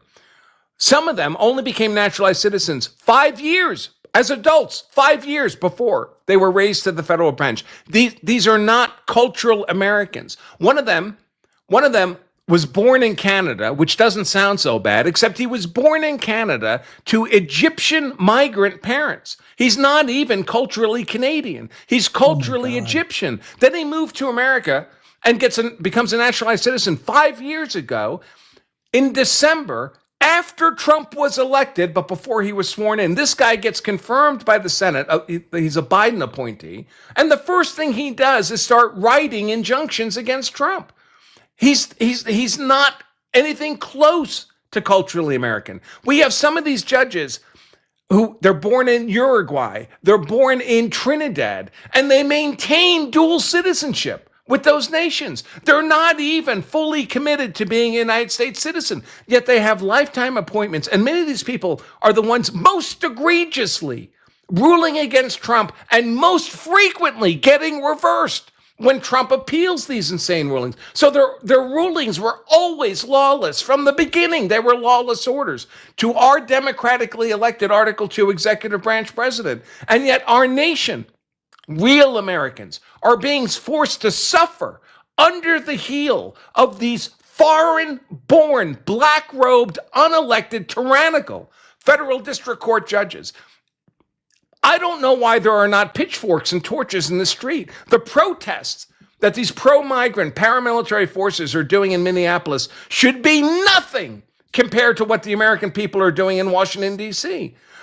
Sadly, it's always going to be the case that ultimately victory will go to the people who are determined to win over the people who just want to be left alone. The people who just want to be left alone, they get conquered. They'll never be left alone. Yeah. I am under the firm agreement that I don't know when it happens, but at some point people have to quit being complacent. They have to get involved because the left is venomous. They are hungry. They are angry. They will go out and get frostbite in 20-degree weather right now. And I'm just like, at what point do people like me and people like the people watching have enough? I don't know when it comes to that point. And by the way, I encounter many people. Listen, I'm a gun guy. I'm a Second Amendment absolutist. But anyone who thinks that we're gonna fight our way out of this is, I don't know what they're thinking of, because maybe we could. Maybe we literally could. If it came to that, the worst case scenario, and we had to rely on our Second Amendment rights to save our nation, one inevitable cost of that in our modern society is at least 100 million Americans would die. Oh, because we live in a just-in-time food supply society. All right, if things break down, if the infrastructure breaks down, there will be no food, and there will be no food for months. And I know some of you have I'll say survivalist. That has a derogatory connotation. I don't mean it that way. I think it's prudent to do that. But you may think I have food stored up and I'll be okay. Man, I can tell you, when other people, their kids are starving and you have food, they're coming for your food, my friend. And if you're one family out of 100 that was smart enough to do that, you're providing a lot of food to other people, ultimately, is what's going to happen. Just think what you would do if your children were starving to death and there was a house down the street that had food. What would you do to get that food? Pretty much anything, I would think, right? Yeah. The reverse is true too. And they're going to know you have food because you're not obviously starving to death. That's true. I served around the world. America is the greatest country in the world because even homeless people are obese and have iPhones. That's the way I look at it. It's so true. I have this little video clip I like to share. It was from when we had the last government shutdown and SNAP benefits were being cut off, and a news crew finds this woman on the street. She's crying. She's hungry. She's starving. She's like 5'2" and weighs 350 pounds. And she's weeping. She's weeping with this big, fat, round face. I'm hoping to find some food. I'm like, oh my God, it looks like you ate the people who had the food. Yeah, you ate the shopping cart. Right. Andrew, how can people find you? I'm going to put a link in the channel. Let people know when you do your shows and stuff like that, if you don't mind. Sure. So it's the Branca Show. That's me on X and on YouTube, and we're on Locals and Rumble and stuff. I mean, just look around, you'll find me. I forget all the places that we are. I generally do a daily show every morning at 11 a.m. Eastern time for everybody, and then I do a members only show immediately after that. Occasional shows when there's breaking news and stuff like that, but that's our normal schedule: 11 a.m. Eastern time, and then a second show, and they run about an hour and a half each. Okay. And then what else? Hey, if people want a free copy of the book, lawofselfdefense.com/free book. We're doing a webinar in a couple weeks on how to be hard to convict if you ever have to defend yourself. It's free, doesn't cost anything, but you do have to register. You can do that at lawofselfdefense.com/hard to convict. I guess that's about it. Thanks for having me on, man. It was a good time. I had fun. I really appreciate it. How do you find the members only shows? I've thought about doing the same thing. I wasn't sure how that's received. What are your thoughts on that? I have to say it's been remarkably productive for me. So, I mean, one of the challenges, probably your show has too, on YouTube, is YouTube doesn't like me. So me either. They're letting me have a channel. Although every day I wake up and I go to do my morning show and I still have a YouTube channel. I'm shocked, but they're letting me have a channel. But they really crunch down on any kind of advertiser revenue. Same here. I just don't get much money from that. But they do allow me to have the members, and the members are not affected by, YouTube's perceived, advertiser desires. So in that sense, it tends to be more stable than the advertiser revenue. And I think I'm going to try that. And over time, the members, if you're doing a good job and people like your stuff, the members tend to join. We have, our membership it's 16 cents a day. It's $5 a month to be a member, and you get double the number of shows. And then we have so we have a Minuteman level of membership. And if I think that's $20 a month. Sure. But every week we do a call-in show where you get to come on the show with me. I give you the guest link on StreamYard. We have one-on-one conversations. I do phone calls. Yeah. Okay. And then I've never figured out how to do phone calls. I'll have to ask you about that. Simple. I use Google Voice. It is so simple. How do you prevent people from just like shouting the N-word 1,000 times? I mean, is there like a delay button? I haven't had that happen yet. Yeah. But there is about a 3-second delay. There is about a 3-second delay. And then we have founding father members, which is substantially more costly. Those guys get my phone number, so they can call me anytime they want. So they have me on speed dial. And listen, I'm not a genius at this internet stuff. We just try things and see what works. But currently, that's what we're doing, and that seems to be working pretty well. I'm a redneck from Lower Alabama. I served on submarines for 20 years in the Navy. I still can't believe I've shook hands with 5 presidents and met the Queen of England. I still can't figure it out. Still can't figure it out. Andrew, I really want to say thank you. Thank you for your time. Thank you for what you do. I watch your show all the damn time, and you're welcome anytime, without a shadow of a doubt. Andrew, thank you so much. You take care. Take care, guys. Guys, I hope y'all liked that. If you liked having Andrew on, let me know in the chat. Yes or no? Yes or no in the chat. Did you enjoy having Andrew on the show? I think that was absolutely amazing. I want to pick some of your guys' brains here real quick. I'm not going anywhere. It's 8 degrees outside. I'm not going anywhere. I would love to pick some of your brains and get some, what do you want to call it? Get some opinions, questions, comments, concerns, cuss words. Somebody says that was the best, only because he was amazing guest. Amazing guest. Let's go here. Wait, where is, oh, there we go. Lines are open. 615-475-7864. I'll take some phone calls here. Let's grab some phone calls and get your opinions, questions, comments, concerns, and cuss words about what's going on here. Line 1, kick us off. Line 1, what do you got? Hey, Ben, this is Dan from Tennessee. How you doing? You got to turn the audio down. It says it right there on the screen. I hate to hang up on the first person, but I will. You've got to turn the audio down in the background. It's the only requirement. The only requirement is turn the audio down. That is literally it. It's the only thing I ask. Okay? Lines are open, 615-475-7864. Feel free to give me a call, question, comments, concern, or cuss word. There we go. Great guest. Andrew was a great guest. I'm very interested in doing members only shows. Members only shows. Yes or no? Because I think I could bring on some guests that YouTube probably wouldn't appreciate for some members only shows. And I put that in the poll. Members only shows. Feel free, let me know. Turn the audio down. That's all I ask. That's it. Lines are open. 615-475-7864. I see a lot of questions in here in the chat. The officer on the ground being kicked. There we go. I did see someone say that they are rioting outside of the... Let's try this one. Line 2. What do you got, line 2? Line 2, go right ahead. Magadidos, Ben, Mark, and Nacogdoches. Good morning, sir. Good evening. Hey, I just wanted I've been listening for a little bit, and whoever these folks are that seem to think that you need to be nicer, I object to that. I think that there should be no more Mr. Nice Guy, and I'd really appreciate a little bit more edge.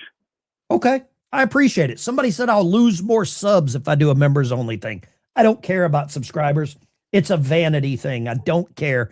Rush Limbaugh didn't care how many people listen to his show, and I don't care either. Thank you so much. I appreciate you. God bless you. There we go. Subscribers are a vanity number. That's what I say. Linda, I can't either, or I would. The memberships on the channel are $3 a month is what it costs. You get access to a Discord server. I think a members only show would let my members know how much I appreciate them. That's kind of what I think. I think it would make my members, and I like the idea of members getting my phone number. I like that. He gave me a great idea. Let's go here. Line 2. What do you got, line 2? You got to turn that down. I'll hang up on you like I'm your ex-wife. I don't care. If you can't turn down the audio in the background, I'm sorry. It's just the way it is. It's the only rule. Yeah, 10 cents a day. There you go. $3 a month, a dime a day. You can find that in your couch. Line 2. What do you got, line 2? Roll that damn tide. Roll Tide. What are you talking about, brother? How are you? Where are you calling from? I'm from Minneapolis, but I've been in Houston, Texas since 2020 when they burnt the city down. Oh, you left under the summer of love. Oh, wow. Yes, okay. sir. Wow. What do you think about? Best choice I ever made in my life is moving to Houston. What do you think about what's happening in Minneapolis right now, looking back? It's disgusting, and it makes me mad and sad, and everyone I know up there feels the same way. Okay. They need Dixie-style reconstruction. That's what they need, not even Insurrection Act, straight up. Do you think it's going to get worse? Everything. You think it's going to get worse? Is that corrupt? You think it's going to get worse before it gets better? Oh, absolutely. Absolutely. I think you're right. I think it's going to get worse. I think that I don't know if Trump has to invoke the Insurrection Act. I believe a lot of people want the Insurrection Act. What are your thoughts on the Insurrection Act? A lot of people definitely want it, even if they do or don't understand it, just for the symbolism and, the feeling that something's getting done, right? But, I mean, you saw the National Guard passing out coffee and Dunkin' Donuts. I mean, if that's the Insurrection Act, what are we doing, I agree. Just like you said. Thank you for calling. I appreciate you, sir. Thank you so much. Sure, man. Pray for Minneapolis. I will. Absolutely. I pray for all Americans.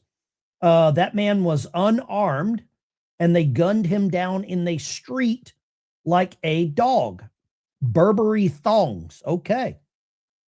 Wow. All right. There you go. Thank you very much. Somebody says, if you don't care, then why do you want members? How did you get the members in the first place? Mainly from YouTube, I'm guessing. With that said, you can do both. Quite a few people do. Yeah, I'm going to do a regular live stream, and then I'm going to do a members live stream where I can dedicate a little more love to some of the members. That's what I think. Burberry Tampon thinks that the person was gunned down in the street. Is there anybody who would like to push back on that opinion? And Burberry Tampon, you are welcome to call in. I take phone calls from every political affiliation. I do not care what political party you're aligned with. I don't care. It doesn't bother me one bit. I'm happy to discuss any and all level of partisanship. You're not going to intimidate me. You are not going to you're not going to push me over, but I am okay with different opinions. I'm very okay with different opinions. Let's go here. 951. Where are you calling from? What's your name? Hi, this is Carol. Ben, I just love your show. Thank you, Carol. About that guy that got shot in Minneapolis. I saw the video, and he had a gun, and they got the gun away, and then it dropped, and then it fired off, and they said, and then one of the cops, they heard the gunshot, and then they all started shooting. He's got a gun. Do so you they think knew he had the gun? Do you think they gunned him down in the street like a dog, like Burberry said? No, I think no. They've been abused. They've been harassed. It's horrible what they've done to them. And so for them to react in that way wasn't surprising. The gun dropped, and it was the guy's gun that dropped and went off first. That was the first gun that went off. But they're saying that that gun has a tendency to do that. You know, you don't have to pull the trigger. And then that gun went off, and then one of the cops yelled the gun, and then they all shot. Well, yeah, because look at the shit they're going through. Well, thank you for the call. So, yeah. I appreciate you. Thank you for the call. Yeah, I think we've seen some of that. Andrew talked about that. I want to know if you really think that he was gunned down in the street like a dog. That's a strong one. Lines are open. 615, talk to me, line 2. What do you got? Hey, Ben, this is Richard from Marietta. Talk to me, Richard. All I What got would you to like say is I suggest you don't bring a gun to a knife fight. I mean, it's not a good idea. Okay. You can't win. Do you think that I believe he made a bad decision carrying a gun to a protest? Go for it. Getting involved with a police officer while you're carrying a gun to a protest is where I think the problem, where the line was crossed. Richard, what say you? I say absolutely. You just don't do it. And you don't threaten an officer of any kind with a gun. You just don't do it. I mean, you just don't even show it to him and then push him, because you're in it. You're in it for the end. Thank you, Richard. Unfortunately, it's your end. Thank you very much. I appreciate it. The good thing about concealed carry is no one should ever know that you have your weapon until you require it. Right? No one knows that I carry a concealed weapon, or if I don't, or if I do, until I would need it. Line 3. What do you got, line 3? Hey, Ben, this is Buddy from Tennessee. Yes, sir. Turn the audio down. I will hang up on you so fast. Turn the audio down in the background. It's the only thing that I actually ask. Excuse me. Turn the audio down.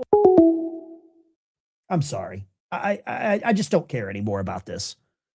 If you don't turn the audio down, you're gone. Line 2. What do you got? Nigger, nigger, nigger, nigger, nigger, nigger. And there's the troll. And there is the troll. Let's go ahead and block that number. Let's see here. Block that number. 253 area code. Does anybody want the number? I'm happy to give it out there if anybody wants that. There you go. Feel free. Feel free. There you go. There's the person that called in with that level of common sense. Okay. But there you go. That's the kind of trolls that we deal with. Lines are open. 615-475-7864. 253 area code is, I believe, Washington State. Let's go Arkansas number right here. Talk to me. Line 2. Yeah. Hey, Ben, on that concealed carry, when you are confronted with a police officer, you are supposed to notify them that you are carrying. That's correct? Absolutely right. Yeah, absolutely. Thank you for calling. I appreciate it. Anytime you are. All right. Thanks. Yes, ma'am. Great point. If you're encountered or confronted by a police officer and you have a firearm, you are supposed to let them know. It was area code 253, not 203. If you want to join the channel as a member, there's a link there. Feel free to join the channel as a member. I'd love to have you. It's $3 a month. For those that don't know, I help veterans with service dogs and guitars for veterans. Let's go here. Line 2. What do you got, line 2?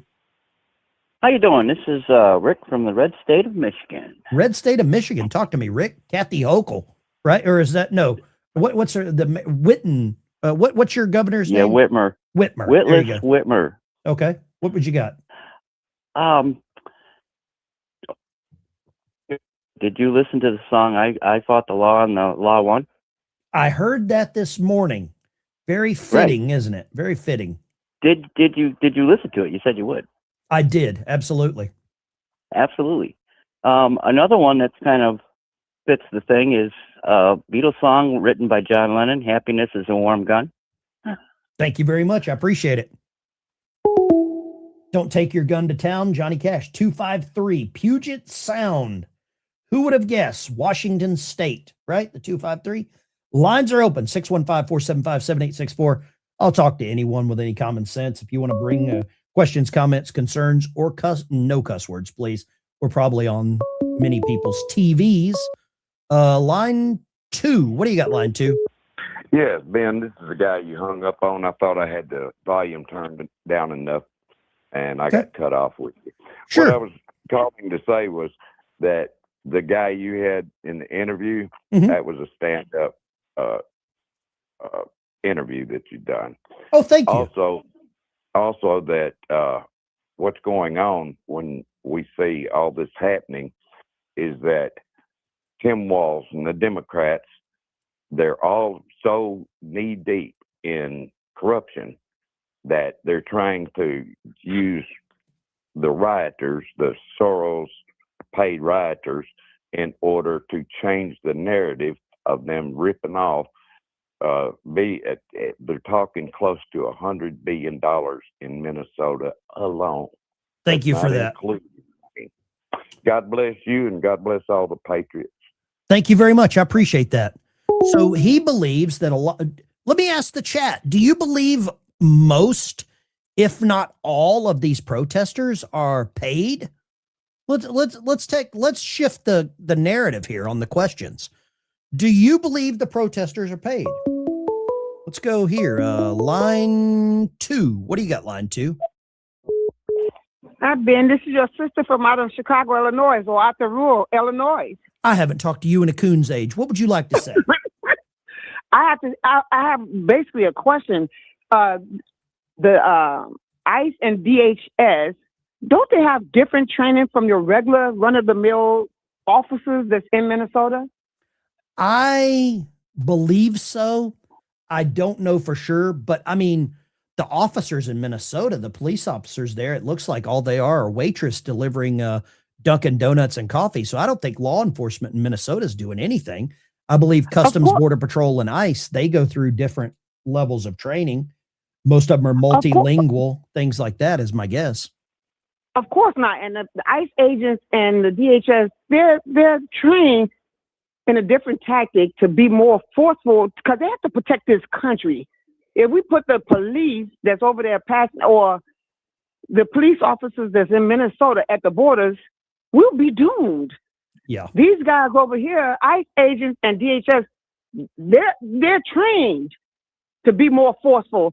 I'm not going to, if I see glaring lights behind me I'm thinking I'm going to get a speeding ticket or something like that. I'm panicking. But I'm going to go up there in front of a big guy that's, 200, 300 pounds with all this tactical wear on, and I'm going to shout in his face. I would never do that. That is so disrespectful to this country, to our president, to their professions and everything. You just don't do that.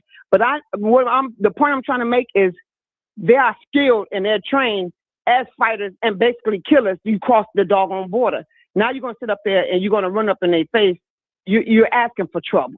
I agree with you. Thank you for calling. It's been a long time. I haven't heard from you in a while. Appreciate you. You stay warm up there in the windy city of Chicago. Okay, you too. Bye-bye. Take care. And tell Brandon Johnson he sucks as a mayor. Brandon Johnson sucks. Poll in the chat. 98% of you think that the protesters are paid. I want to show you something here. Someone just sent me this. Where's it at right here? Sorry about that. I had to cough. There. Apparently, they are, well, let me just show you this. Clashes are escalating, right? I don't know if it can get any worse. Operation Metro Search. But look what's happened. So we talked about the donuts. Pre-game moment of silence for Alex Peretti at Grand Casino Arena in St. Paul ahead of today's New York Sirens versus Minnesota Frost. I don't know what that is. But did they do that for Lake and Riley? Did I miss this one? Was this for Laken Riley, did they do that? Did they memorialize her? Huh. Wow. Okay. Yeah, I put the phone number up there. I think that person wanted everyone to call them back. The 253-257-5256. Feel free to give them a call and let them know whatever you want to do there. I appreciate it. Rioters have broken the front glass of the Hilton Hotel where ICE officers are staying and headed into the hotel. Let's check this out. I don't know if I really, let's see here. Rioter, let's go. I'm sure this guy will have it. I know this one will have it here. Let's see. Nick Sorter, no. Oh, here we go. Rioters are now destroying the hotel they believe ICE agents are staying at. What if they're not staying there? What if the rioters are not, or the ICE agents are not there? Right? No evidence suggests that agents are actually staying there. Wow. Okay. Local PD, once again, allowing this to happen. Let me turn up the audio. I'm sure it's going to be vulgar. I don't want to hear the whistles, to be honest with you. I'm sorry. I don't want to hear the whistles.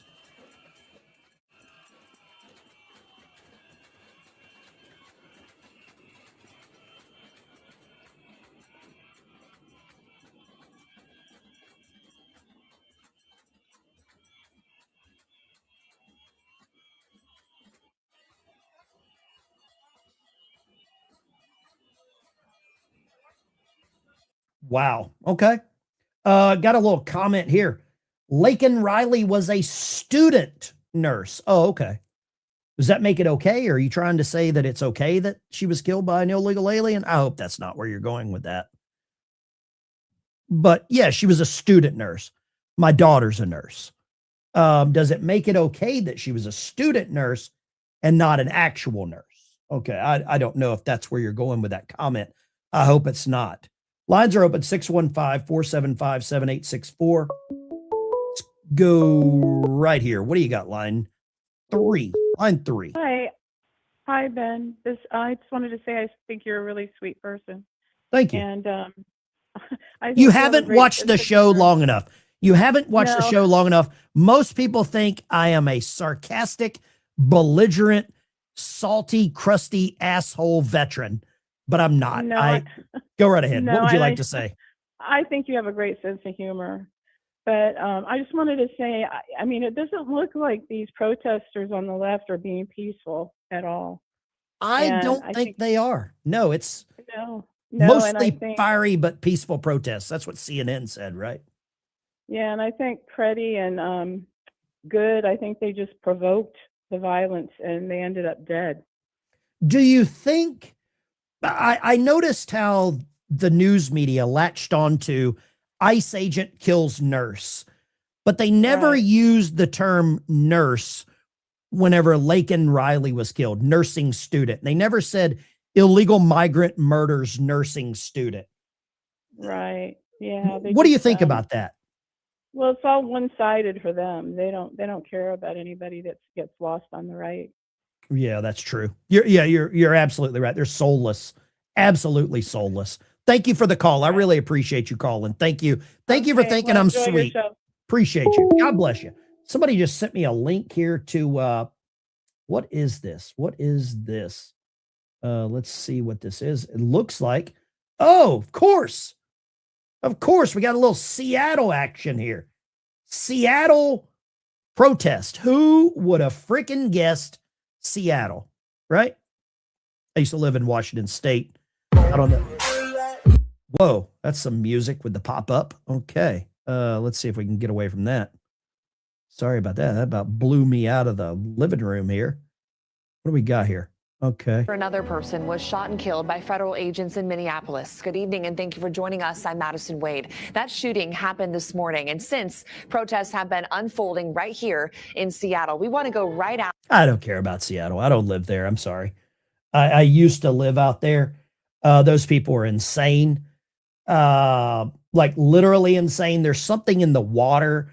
They're not getting enough vitamin D. I appreciate the link, but Yeah, Seattle, you're on your own. That is a lost cause. I think they had like their own little like private property there for criminals, Chaz or something. Line 2. What do you got, line 2? Nope, not happening. There you go. You'll think your phone disconnected. You'll think something's wrong with your phone. Yeah, actually, it was. Something was wrong with your phone. Seattle, Washington, Portland, Oregon, taken over by lunatics. Yeah. Lines are open 615-475-7864. Line 2, go right ahead. Hey, man. God lets things happen for a reason. So Peretti got shot. And so there could be some good come out of that. He FO'd, yeah, for sure. What's the good? But What's the good that's going to come out of it? the good is, if he's that unhinged, you don't want him working in a hospital. Ooh. Right? That is a hell of a good point. That's a hell of a I good had point. a really bad experience. I went in for a PT scan, PET scan, wearing my Trump hat, and things started going wrong. The tubing where it goes to the IV in your arm to put in the inject the contrast was too short. You don't have to I get any pointed at- further into this. I see where this is going. But you're absolutely Yep. right. Why would you want a nurse that this is unhinged working in intensive care around veterans with PTSD? What a great point, sir. What a great point. I'm giving him a boom shakalaka. Amen. That's a great Hallelujah. point. And boom shakalaka. That is a great point. Here we got another one. Jeff, ICE should be banned. How many of you agree with Jeff Proctor? Jeff, how about this? Rather than banning ICE, we ban anyone that wants to ban ICE. How about that? I think we just ban Jeff Proctor. Let's get the flush out. The toilet. Flush the toilet. Get rid of the turds. Any trolls in the chat, please post their name, and I will happily flush those toilets. Line 2. What do you got, line 2? Hey, Ben, this is Jerry from Huntington, West Virginia. Talk to me, Jerry in Huntington, West by God, Virginia. What do you got, Jerry? Well, it has to be a coordinated, paid-for event. I mean, there's no other explanation for it because people don't naturally defend criminals. These are child predators. These are rapists and murderers. Yeah. You're absolutely right. You're 1,000% right. It only takes 5% of the people that are paid agitators to amp up people who are automatically emotionally controlled. Mm-hmm. Yeah. What do you think happens next? What do you think happens next? Let's play what if. What if Trump invokes the Insurrection Act? It's a no-win for him, regardless of what happens. The dynamite's been lit, and it's all going to take everybody down, no matter what happens. Okay. I think if Trump invokes the Insurrection Act, it's what the Democrats want, but I don't think they understand the weight of what they want. That's kind of where I'm at. Well, their heads are already in noose. The fraud is so rampant especially among Democratic Party. I know Republicans do it too, but we got a lot of rhinos that are sucking off the system and using child food and that kind of stuff as a cover to steal. Mm-hmm. Yeah. So they know they're caught. So if they can take everything down with them, which is what most people do, they're going to burn it all down. Now, rumor has it, and it's not a rumor, it's confirmed. I confirmed this today. Nick Shirley is in Baltimore investigating fraud right now surrounding the bridge collapse and all of the money that was allocated there. That is a fact that's happening right now. What are your thoughts there? Oh, absolutely. I mean, I lived in Maryland. I lived in Laurel, and it's, if you went to Baltimore, you would cry. It is so awful there. I mean, there's the little area where they've got the boat, but that's it. The rest of it's just destroyed. Yeah, and they're sucking money like you wouldn't believe out of the state. Yeah, they filmed the wire there. So there you go. Jerry, I appreciate you calling, brother. Thank you so much. Always a pleasure to talk to Jerry out of West by God, Virginia. Putting a link in the chat. There we go. Join the channel as a member. Who are here? Maya Somoza needs to be banned. Who is Maya Somoza? Maya Somoza, please feel free to call in. I would love to talk to you. Put on your hockey helmet, take away the drool tray, and dilate. But feel free to call in. Line 2. What do you got, line 2? Yes. Okay. I like how Cam Higbee put all this on. I like how Cam Higbee put all this online today, how they had a signal chat. And they're all being paid. They're all organized. And it's on Cam Higbee's X account. He's an We showed it at the journalist. beginning of the show. Yeah, we showed that at the beginning of the show. Well, the comment I wanted to make about all of it was, if you know, conveniently, that guy was right in front. We're all, I believe the ICE agents were there on purpose, because that's where Nick Shirley exposed all that whole row of those buildings. He exposed those.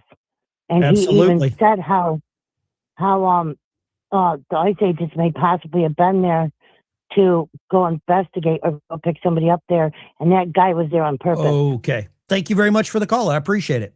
Very good, solid points there. Solid points. Thank you so much. Cam Higbee. Absolutely. Maya Somoza.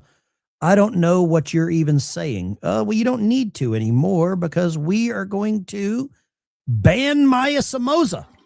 There we go. You don't need to know what we're saying. Trolls get flushed on this channel. Trolls get flushed like the turds that they are. Toilet, plunger, smile, thumbs up. Absolutely. Members only is a good idea. Gouveia does it. Robert Gouveia's got a fantastic channel. I might be able to get him on as a guest. Let's go here. Line 2. What do you got? Line 2. Hey, Ben. How you doing? Amazing. What about you? Pretty good. I kind of got an interesting story for me. No for life you. stories. No life stories. No, Short, no. sweet, to the point. What you got? My family, we're all migrants. I'm in Kentucky, but they all live in Minneapolis. Okay. And all Democrats. They can't wonder why all my cousins have turned MAGA quite a while ago. My aunt was harassed downtown. This sounds while like a life working. story. Yes. Well, she was harassed by the protesters downtown. And she can't believe why they are not reporting the truth on the news. Well, it's the news. And Thank you for calling. Yeah. I can't get into the life stories. You started with family, cousins, aunts. Sounds like a life story, but I appreciate it. Thank you so much. No life stories. None. No life stories. But thank you for the call. I really do. Email me your life story. Write a book. Carrie in Ohio, no life stories, or I will flush you, Carrie. Go for it, Carrie. You flushed me. How you doing, Ben? What do you got, brother? Hey, the insurrectionist that was neutralized by the Border Patrol, the guy was sent there by the Signal Group, I believe. I believe he was working that Signal Group, and that's how he ended up there to interfere with him. That's what he was there for. Okay. And like you say, he got what he asked for, and it's a sad deal that anybody has to go that way. But I believe there's going to be more of them before it's over with. And he was an insurrectionist. You better believe that. And he was there for a certain purpose. So that's all I got to say. You have a good evening. Hey, we got 11 inches of snow down here, almost 12. So, Carrie, I want to say skiing in the something. morning. Carrie, I want to Yeah, ask you a question. Or actually, I'm not Sure. going to ask a question. I am going to give you an absolute amen, hallelujah, and a boom shakalaka, because I think that this guy, apparently his family even told him, don't go protest.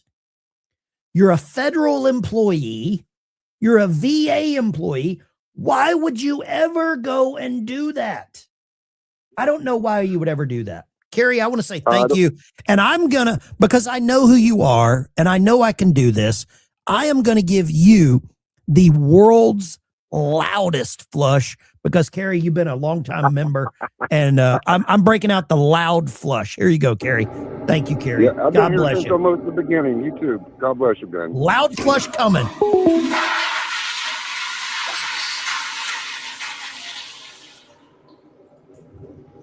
That was Torpedo Tube 2. Torpedo Tube 2. Make ready. Make ready, Torpedo Tube 1. Lines are open. I will fire the toilets tonight. C3 shows Mayor Frey doing the boogie. You had a something Facebook pic with a banner around him saying state. Okay. Let's go here. Line 4. We're making our way down the switchboard. What do you got, line 4? Steve, down here in Texas, dealing with the ice storm. Steve in Texas. What do you got, Steve?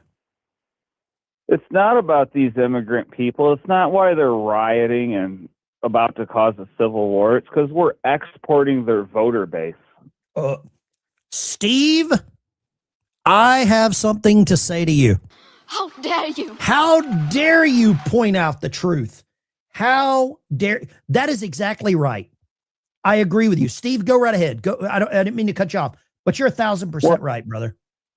Yeah, that's about all I really called about. Is it boils down to that right there, that they're being financed. This is not organic. Nobody's standing out in that cold unless they're getting paid. This is being financed. It needs to be dug through, find out who's financing it realistically. People say Soros, people say this, people say that. It might just straight up be the Democrat Party. I don't believe there is a whole lot of difference. There's not much separation between Act Blue, Soros, and all of these organizations.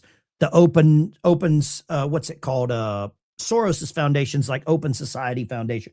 They're all complicit. Have you watched any of the live feeds? I have. I'll tell you the reason I don't. The whistling drives me crazy.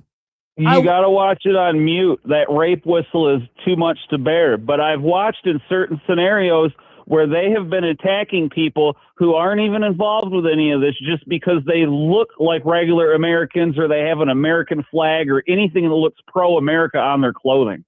It is The Walking Dead. It is an episode of The Walking Dead. Thank you for calling, brother.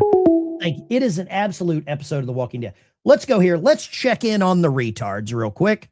Let's drop in and check in on the retards. I feel like this is a baby cam. I feel like this is a baby cam that we're dropping in, watching the retards at a disabled daycare. Here we go. Let's see what the retards are doing now.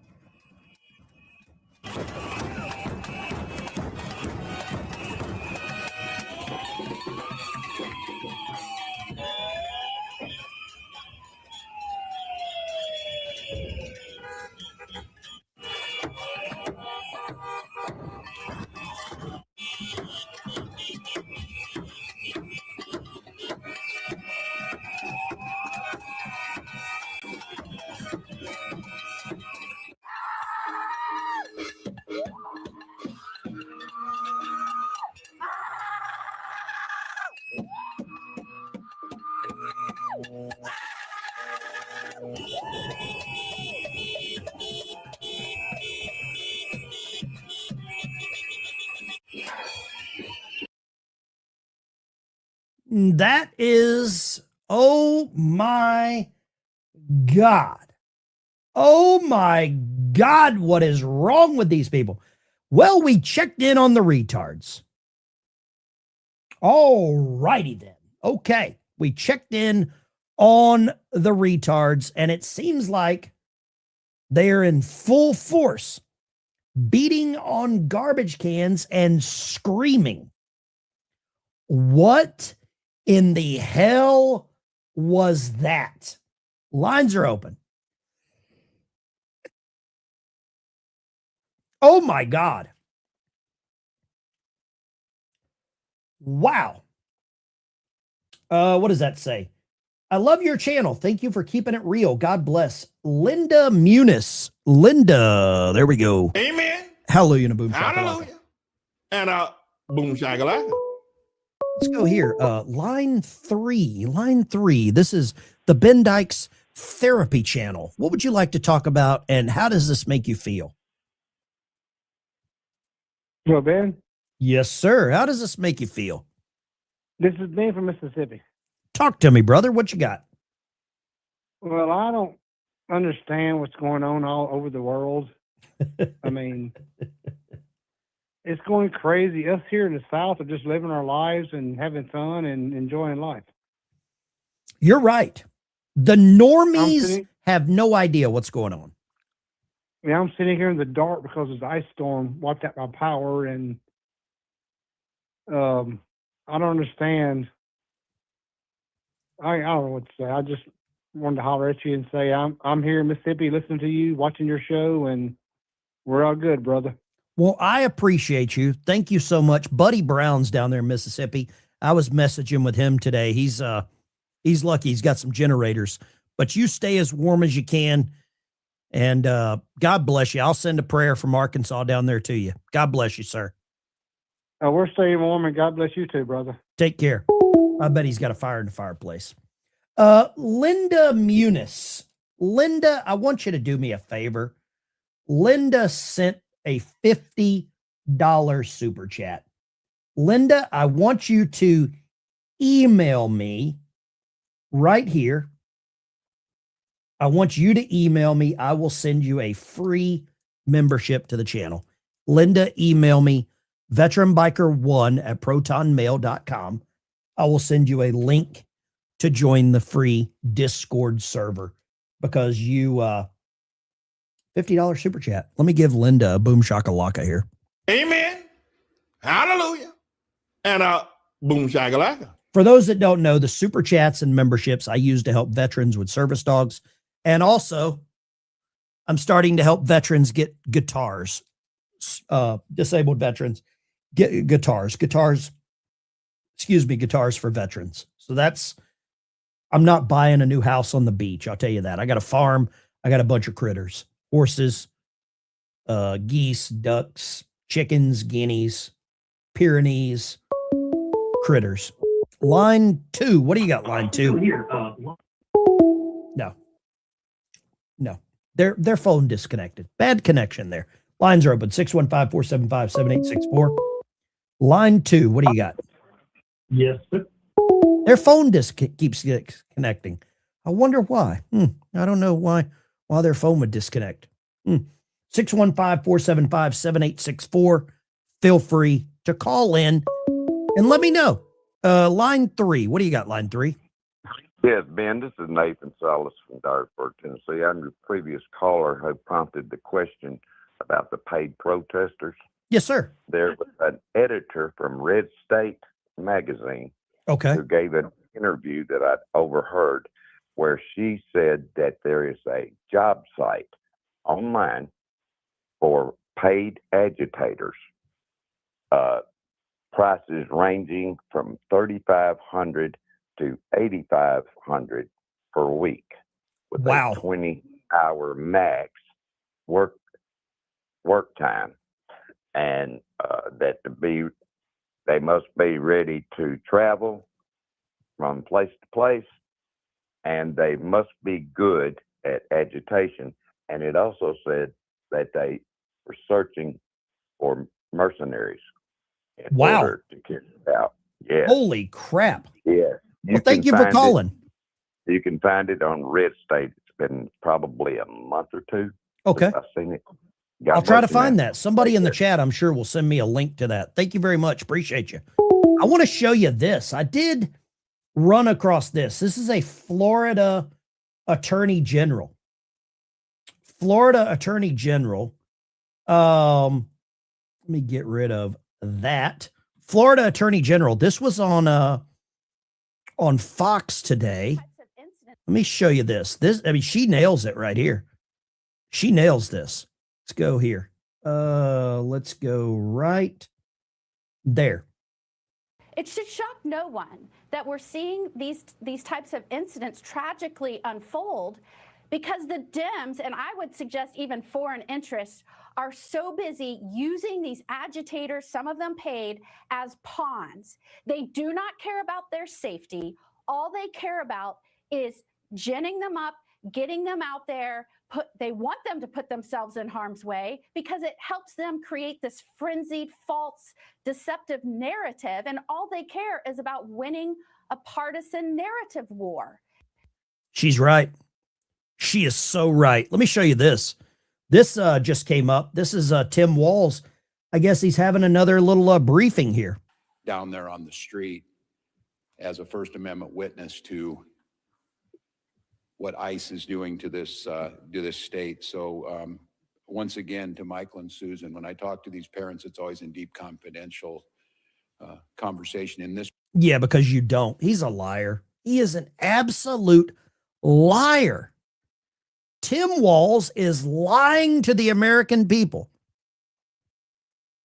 He is lying to the American people. He does not give a rat's behind about any of this. They sacrifice these people on a daily basis. You know it as good as I do. You know it as good as I do. They sacrifice these people. It's pitiful. It's disgusting. Lines are open. 615-475-7864. Feel free to give me a call. Love to talk to you. Love to get your opinion. Let's go here. These people are absolute criminals. And it's not going to get better.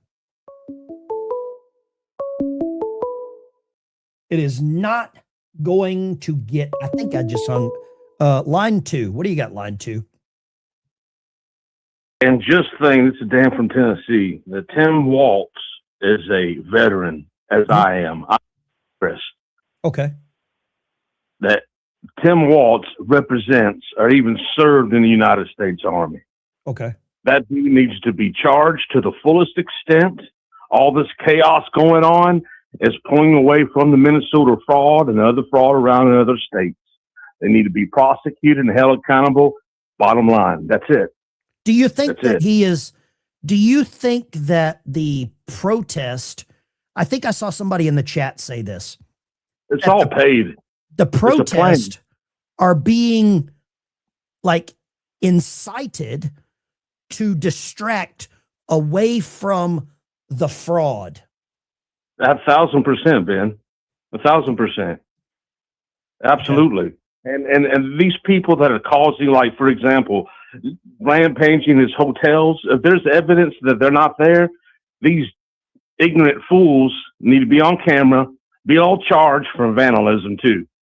The accountability needs to start happening now, not tomorrow, not next week, not 2026.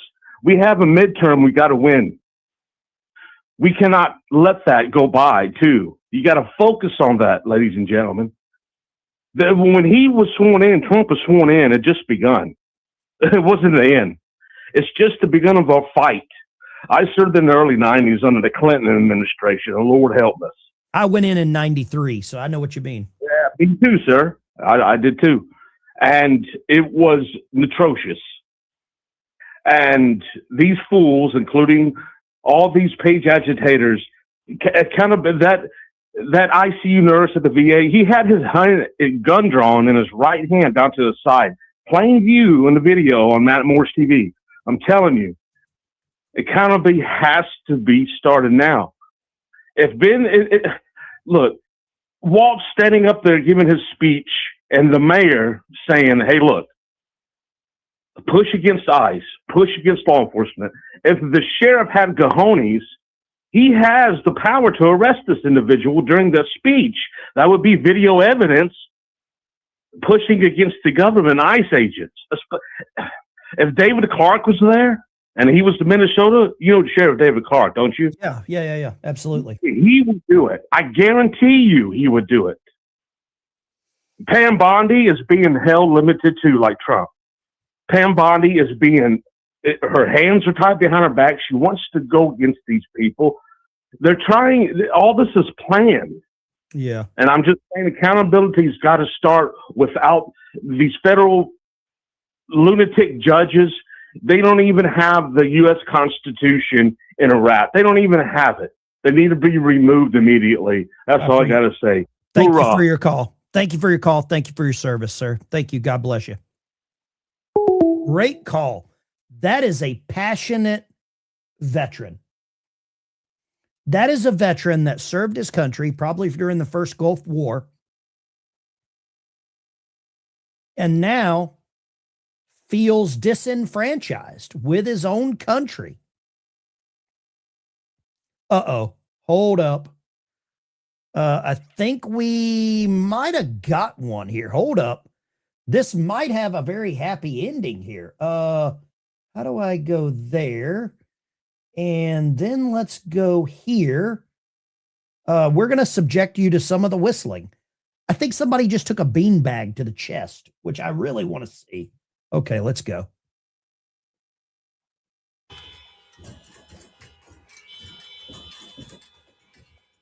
I'm going to turn it down a little bit here.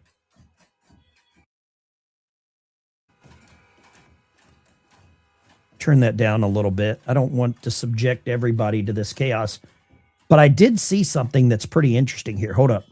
I'm going to fast forward. Oh, here we go. Here we go right here. We've got the hot pursuit. Get ready.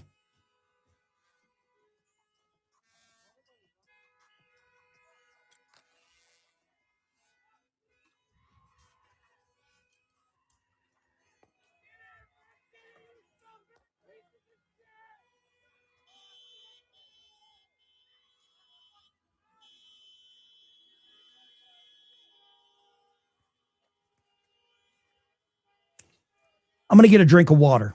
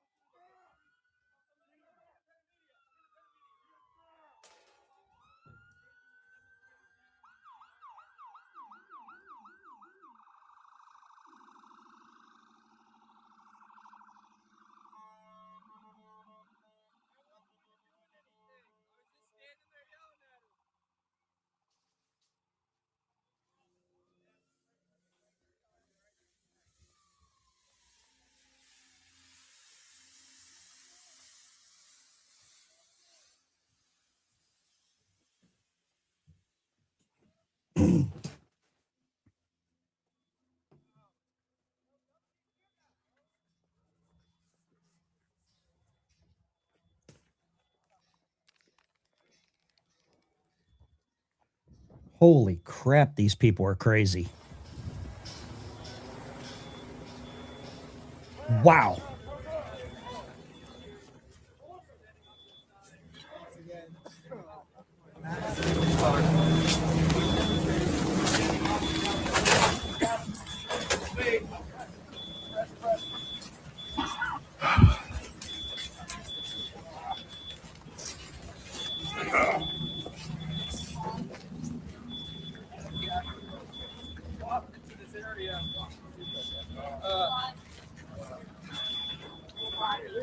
Okay.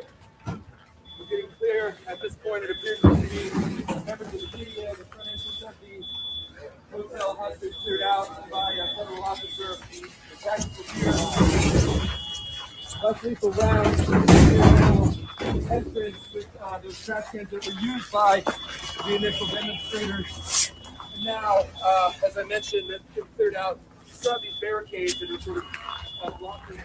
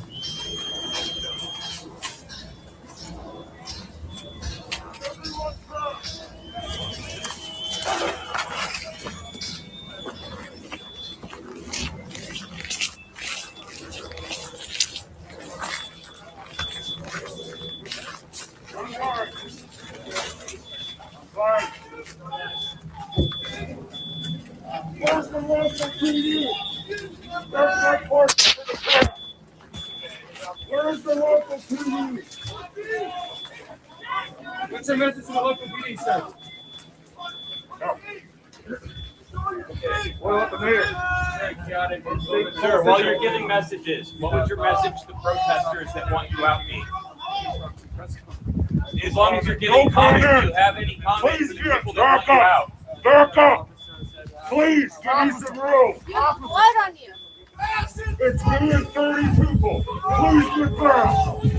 Officer, I am also a paramedic. You are bleeding. Can I help you? I'm fine. Are you sure? I'm fine.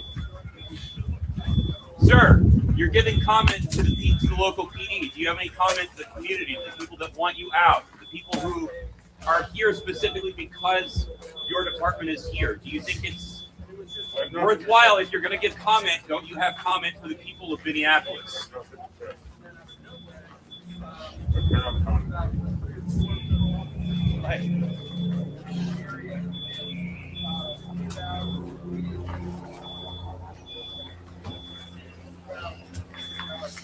Can you tell me what happened to your nose?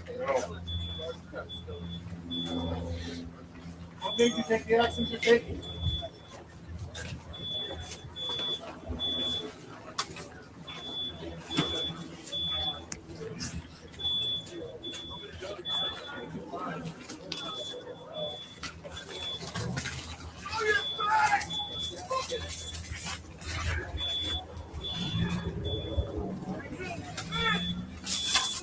Stay on that side of the road!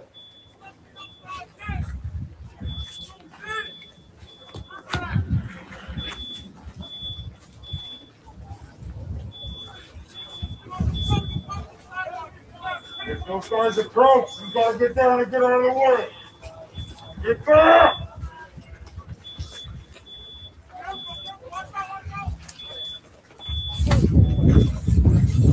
Yes, I need the body. Don't bring them out here. Unless you're masked up. If you're masked up, let's go.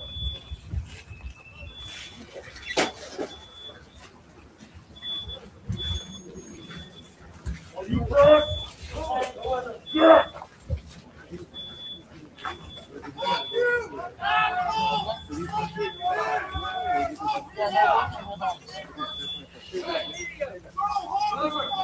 Yep, I'm right here.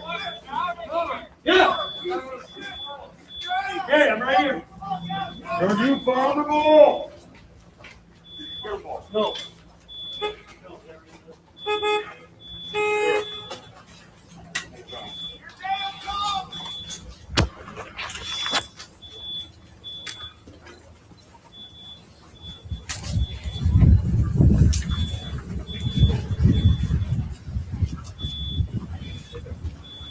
You turn up.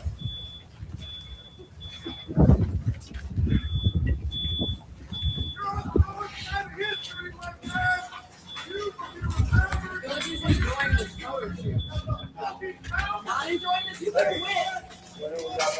There are like an infinite All right, we number of got other jobs. jump around and help down. But we need you here. All right, thank you. It's ICE. They contract these guys. Got it?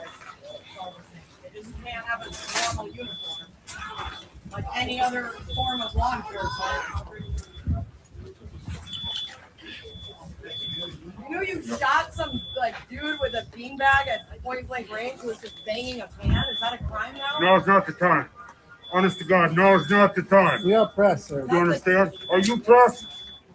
Is Are only you press, pressed? is only press allowed to be on the street? Are you pressed? I'm documenting like Then everybody back. else. This guy's got Bureau of Prisons. They are not dealing with these clowns the way that these clowns think they want to be dealt with. You see his hand? He cut his hand pretty bad there. There's a lot of blood on his hand.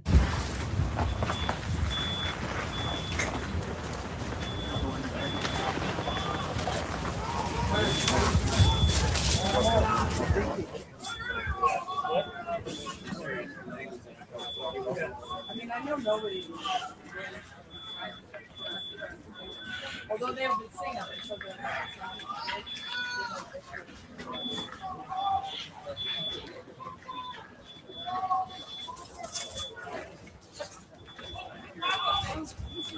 they came in here, I guess. I believe they're arresting someone and they're trying to extract whoever it is they arrested. That's what I believe. I might be wrong here, but let me know what you think. I believe they've made an arrest and they're trying to get somebody out.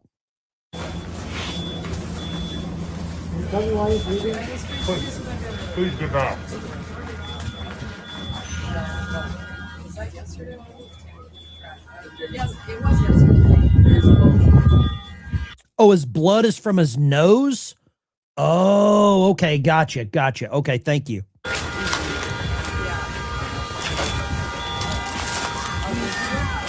I was thinking I have no skills. I believe so many of these people are pretending to be media or pretending to be news. Yeah, I had to flush whatever. Linda, my email is right there at the bottom. My email is right there at the bottom. Feel free to email me. Yeah, absolutely. Feel free to email me. I will add you to the Discord server. It's veteranbiker1@protonmail.com. There you go. Wow. Okay. Wow, this is crazy.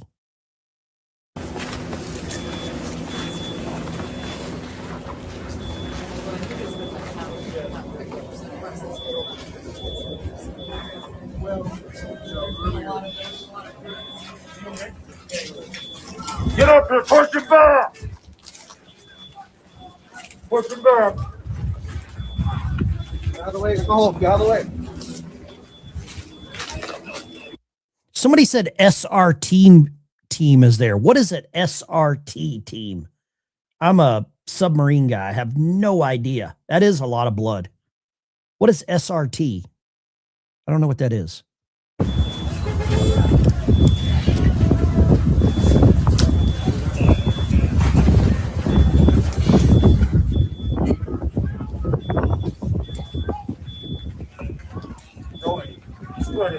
You press or you press? Get back. Amen. Get back. Okay. Gotcha. Oh, they started throwing stuff at them. The feed's getting did they just shoot at them? Hold on.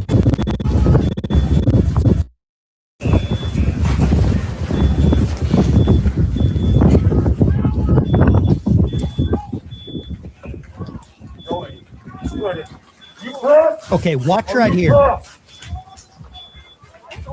Get back. Amen.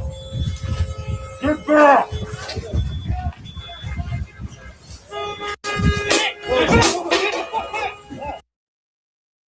Something happened there. Something happened there. I think we lost the feed. Special reaction team. Okay.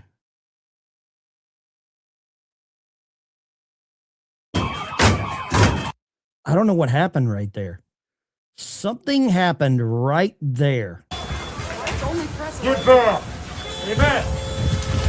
Get back.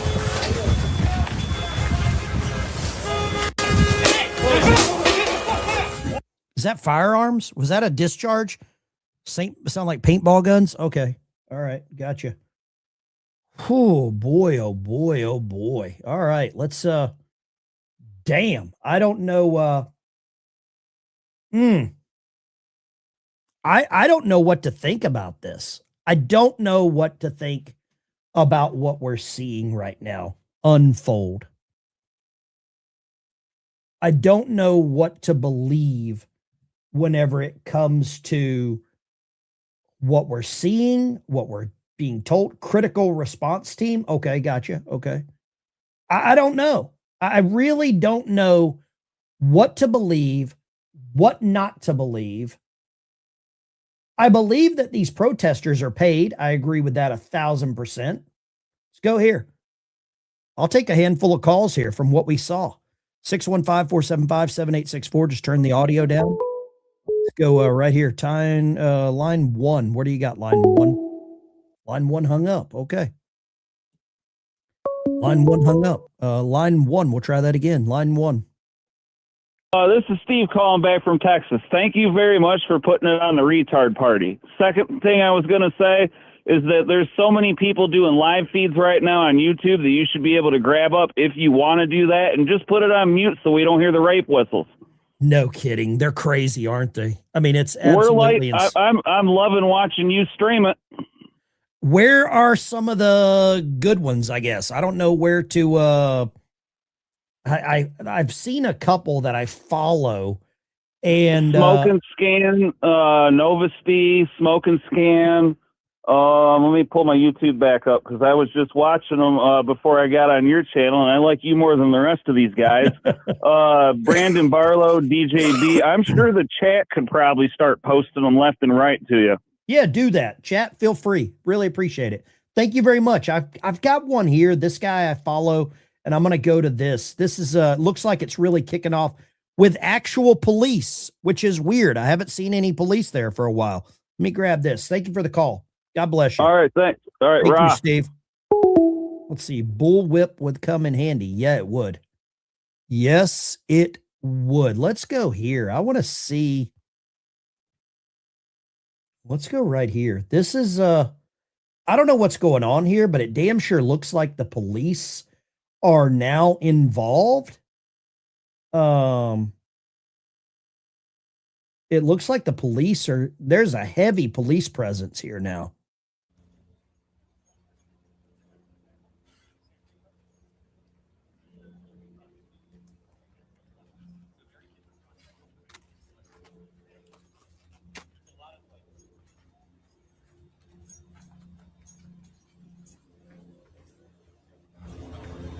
Okay, so the police, it looks like, are headed to the hotel. It looks like the police are headed to the hotel right now, is what that looks like to me.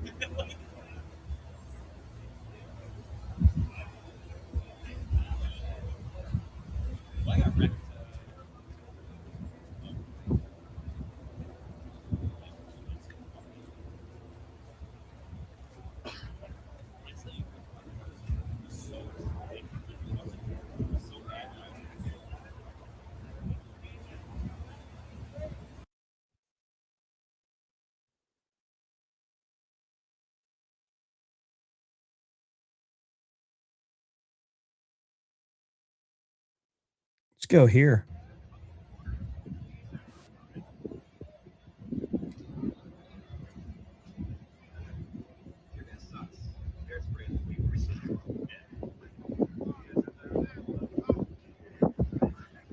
They've got a bunch of people. It looks like they've detained some people there. You see that?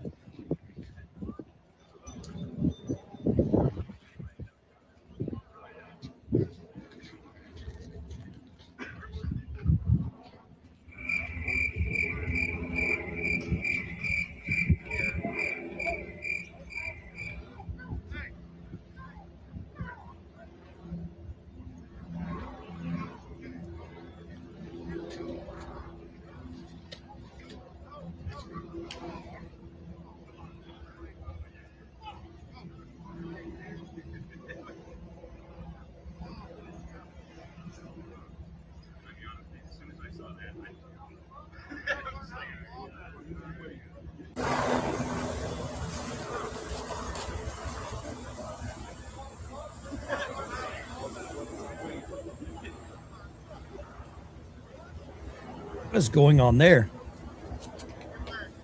So there's a press guy on the ground.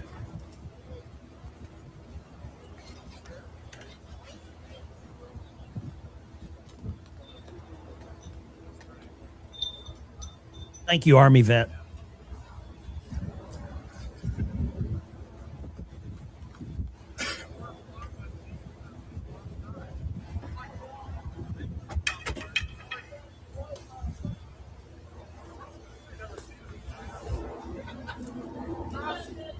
Guys, I got a question for everybody in the chat.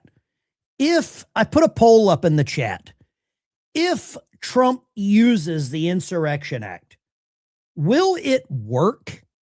Will it change things? Will it? Because what we're seeing right now is an ideology. This is a religion. For the veterans in the chat, you know, as a veteran, when you went overseas, Iraq, Afghanistan, wherever you went, we were fighting an ideology. And I believe there is an ideology right now that we're fighting. Can we beat this ideology? What we're seeing is no different than the Taliban or Hamas or Boko Haram or ISIS. Can we beat an ideology?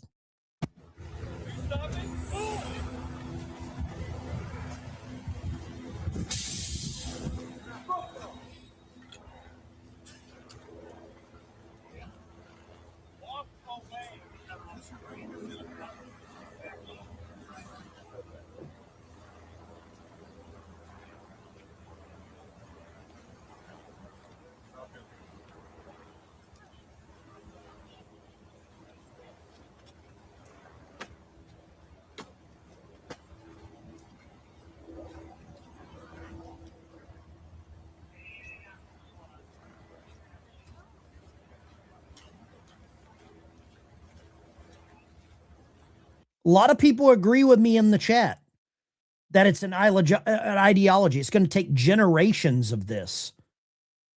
I don't, something big appears to happening. You're exactly right. I don't know what it is. It's going to take all of us. Mark, you're probably right. I think Ben's right. If they use the Insurrection Act after they shut down the government, that might work in his favor. I don't know, man. I don't know at this point.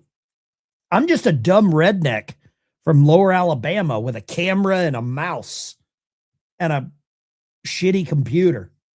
That's all I am. I'm no genius. But I can't figure it out. I don't know how this, I don't know what could happen where we're like, oh, we win, or oh, they win. Does anybody in the chat know what it would take for us to declare a victory? This is turning into Vietnam, man. They're arresting somebody.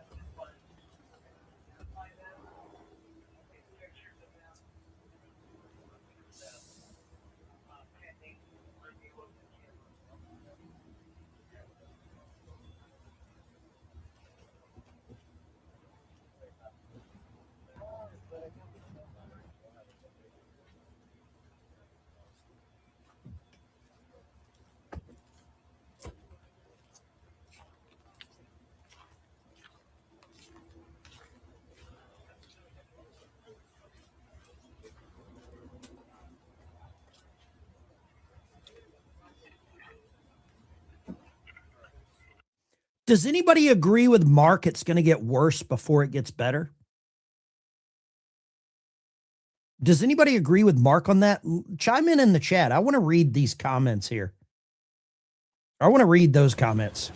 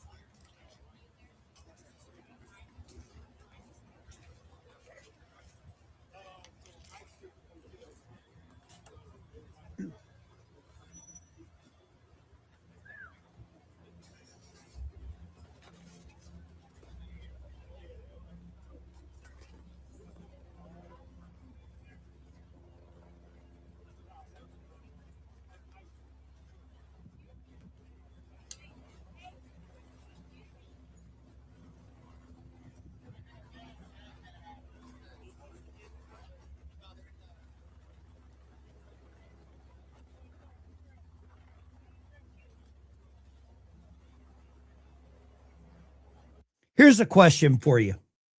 I put this in the chat. Right now, this is in Minnesota. If this goes to California, how bad does it get? If this goes to Seattle, how bad does it get? If this goes to Chicago, how bad does it get? If this goes to Houston, Texas, how bad does it get? Does this get worse? Somebody said, read this. What was it that you said read? Read this. Smiley faces and love you. Thank you very much, KK. Appreciate you. It's got to stop. Sin. New member, Kimmy. Thank you very much. If you become a member on the channel, go to the community post tab. There is a link to the Discord server in the community post. I believe this is going to get worse. Joe says, did they mess with one of Waltz's friends? Is this why the police got off their ass? This is the first time I have seen Minnesota police or Minneapolis police involved. You could very well be right. What did Mark say? Somebody said, I agree with Mark. What did Mark say? What did Mark say? What did Mark say? Mark, what'd you say? Type it again, Mark. Play it again, Sam. Check email from Deborah. All right, let's check email. Deborah, you better not have sent anything filthy. I'm married. Lindy, thank you. Hi, Ben. Here we go. I'll send you the link to the Discord. Thank you. Thank you very much. If you donate $50 or more, I'm going to send you a link to the Discord to get in there. How about that? That's how we work here. There we go. There we go. Absolutely. Twitch. Okay, we got new followers on Twitch. Deborah.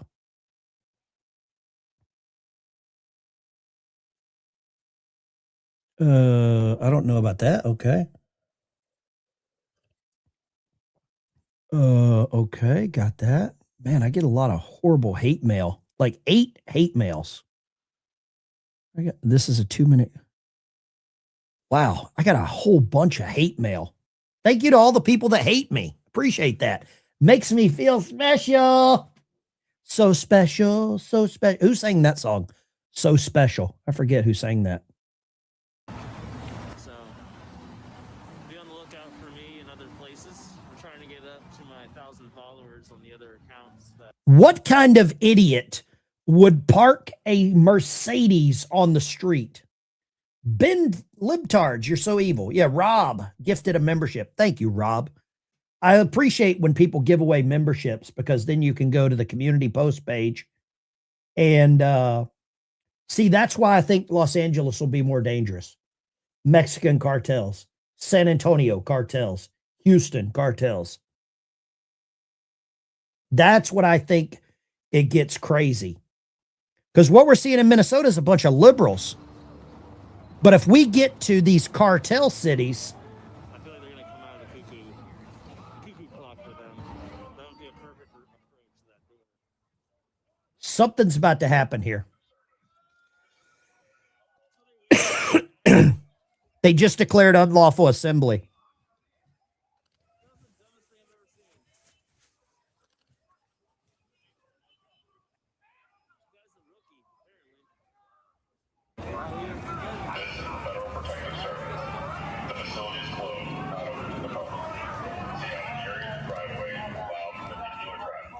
Like it's a whole driveway. How? The facility on the right is Portland, Oregon.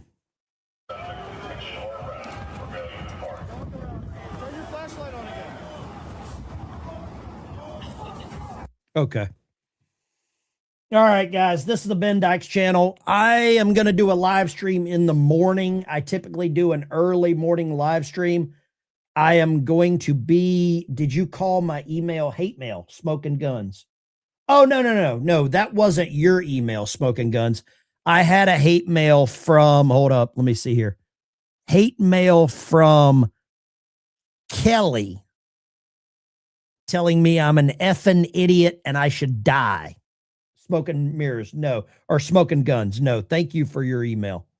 I got a hate mail from Kelly telling me F off and die. I believe that's the lady that called and said a bunch of bad stuff on there. Let's see here. Ben, did you call? I sent you that 2-minute video link. State rip admitting ICE. Let me see here that. See if I can pull that up. Let's see here. Minnesota state rep. Yeah, Charles, I got your email, dude. I'm going to use that in the morning. How about that? Let's go here. Charles, this is your email right here, right? Yeah. I'm going to use that in the morning if that's okay, Charles. Guys, gals, girls, Ben Dyke Show. I am out of here. I really appreciate you. Join the channel as a member. Get in the Discord server. I'll be on in the morning. Take care.